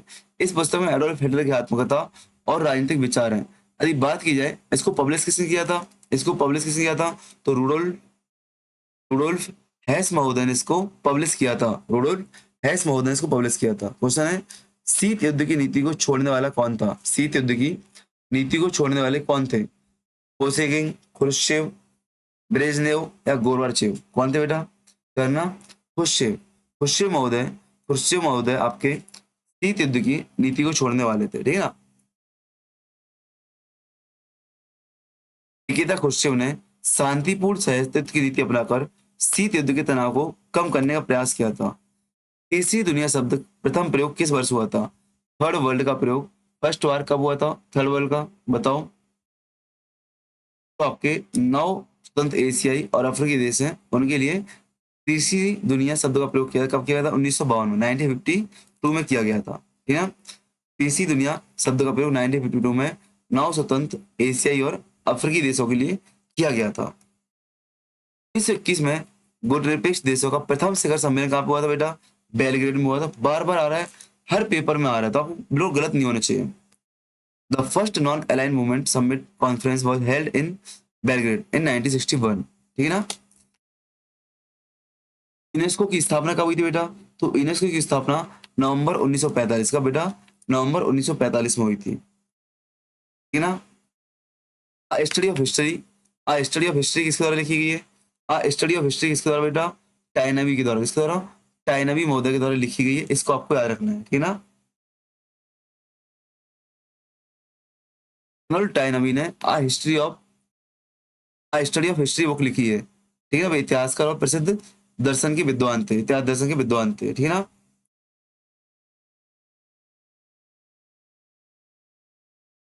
इनकी अन्य पुस्तकों के नाम देख लो आप लोग। सिविलाइजेशन ऑन ट्रायल, सिविलाइजेशन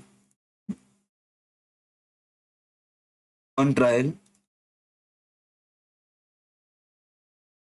ठीक है ना। The world and the west, एक बार और पूछी गई आपसे, the world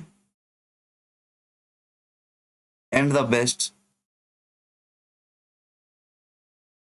and the best आपसे बार बार पूछी गई है, ठीक है ना, बार बार पूछी गई है।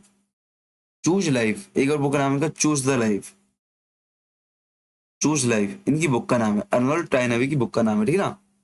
क्वेश्चन है, annals and antiquities of Rajasthan, annals and antiquities of Rajasthan किसने लिखी बेटा? जनरल जेम्स टॉड ने लिखी है, जेम्स टॉड ने लिखी है। पुस्तक पूछी गई है आपसे पहले भी, ठीक है ना। यह पुस्तक राजस्थान के इतिहास का महत्वपूर्ण स्रोत मानी जाती है। आदर्श आइडियलिस्टिक अप्रोच किसने दिया है बेटा? किसने दिया है? क्या कार्ल मार्क्स ने दिया है बताओ? तो बिल्कुल नहीं दिया है। क्या टाइनबी ने देनी, क्रोची ने नहीं, किसने? हेगल महोदय ने, किसने? हेगल महोदय ने आदर्श दृष्टिकोण दिया, हेगल महोदय, ठीक है ना, हेगल, ठीक है ना। याद रखना, पूछा गया आपसे पहले भी। ऐतिहासिक विज्ञान है, ना कम है ना अधिक, यह कथन किसका बेटा? ऐतिहासिक विज्ञान है, ना कम है ना अधिक, जेबी ब्यूरी का, किसका बेटा? जेबी ब्यूरी का, बार बार रिपीट हो चुका है कथन, मैं पूरे डिटेल में करा चुका हूँ इसको। विकास का किसका मत था? इतिहास महान व्यक्तियों की जीवनी के अतिरिक्त कुछ नहीं है, किसका मत था? इतिहास महान व्यक्तियों की जीवनी के अतिरिक्त कुछ नहीं है, किसका था? बताओ किसका था बेटा? थॉमस कराइकल का, किसका? थॉमस कराइकल का, ठीक है ना। इतिहास महान व्यक्तियों के जीवनी चरित्र के अतिरिक्त कुछ भी नहीं है, और मानव उपलब्धियों विशेष रूप से महान आत्मा का अभिलेख है, महान आत्मा का अभिलेख है, ठीक है ना। इन्हें महापुरुष सिद्धांत कहते हैं, क्या? ग्रेट मैन थ्योरी कहते हैं। तो ग्रेट मैन थ्योरी किसने दी है बेटा?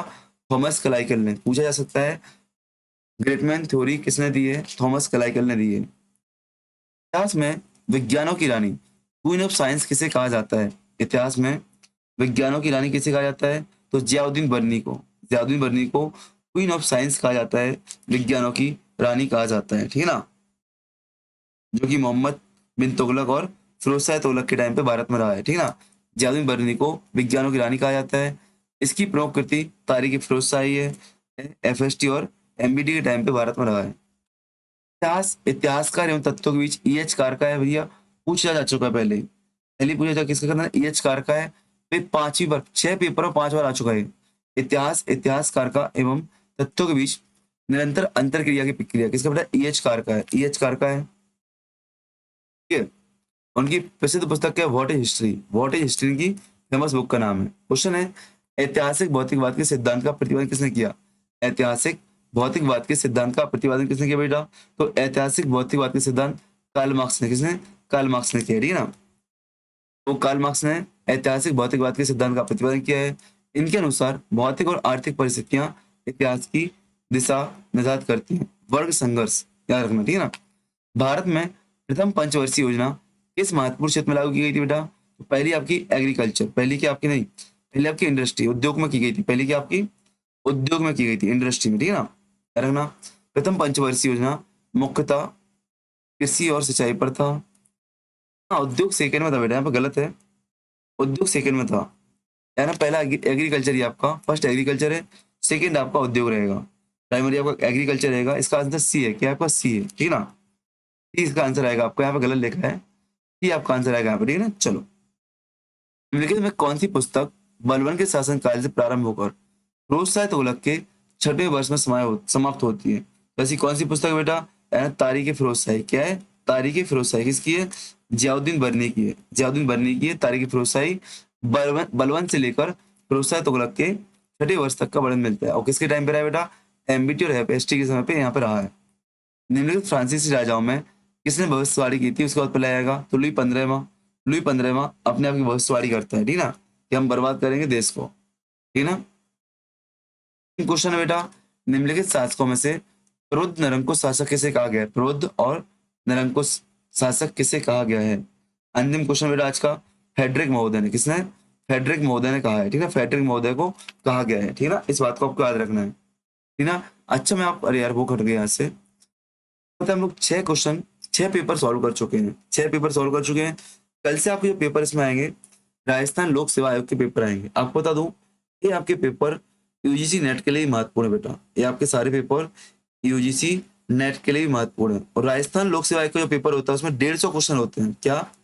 उसमें सामने 150 क्वेश्चन आपके सामने मिलेंगे, ठीक है ना, 150 क्वेश्चन। तो यहाँ ये बात समझना, 150 क्वेश्चन महत्वपूर्ण। और एंशियंट मिडिवल मॉडर्न, वहां पे आपको वर्ल्ड हिस्ट्री कब मिलेगी? एंशियंट मिडिवल मॉडर्न आपको मिलेगा, ठीक है ना। साथ में आपको हिस्ट्रोग्राफी अच्छे से मिलेगी। मैं बोलूँ आप यदि यूजीसी नेट की तैयारी कर रहे हो ना, तो ये वाले क्वेश्चन पेपर आपके भी काम में आने वाले हैं, आपके भी काम में आने वाले, ठीक है ना, इन बातों को ध्यान रखना। तो बेस्ट ऑफ लक, जय हिंद जय भारत, मिलते हैं नेक्स्ट क्लास में। क्लास को लाइक कमेंट शेयर सब्सक्राइब जरूर कर देना, ठीक है ना। चलो।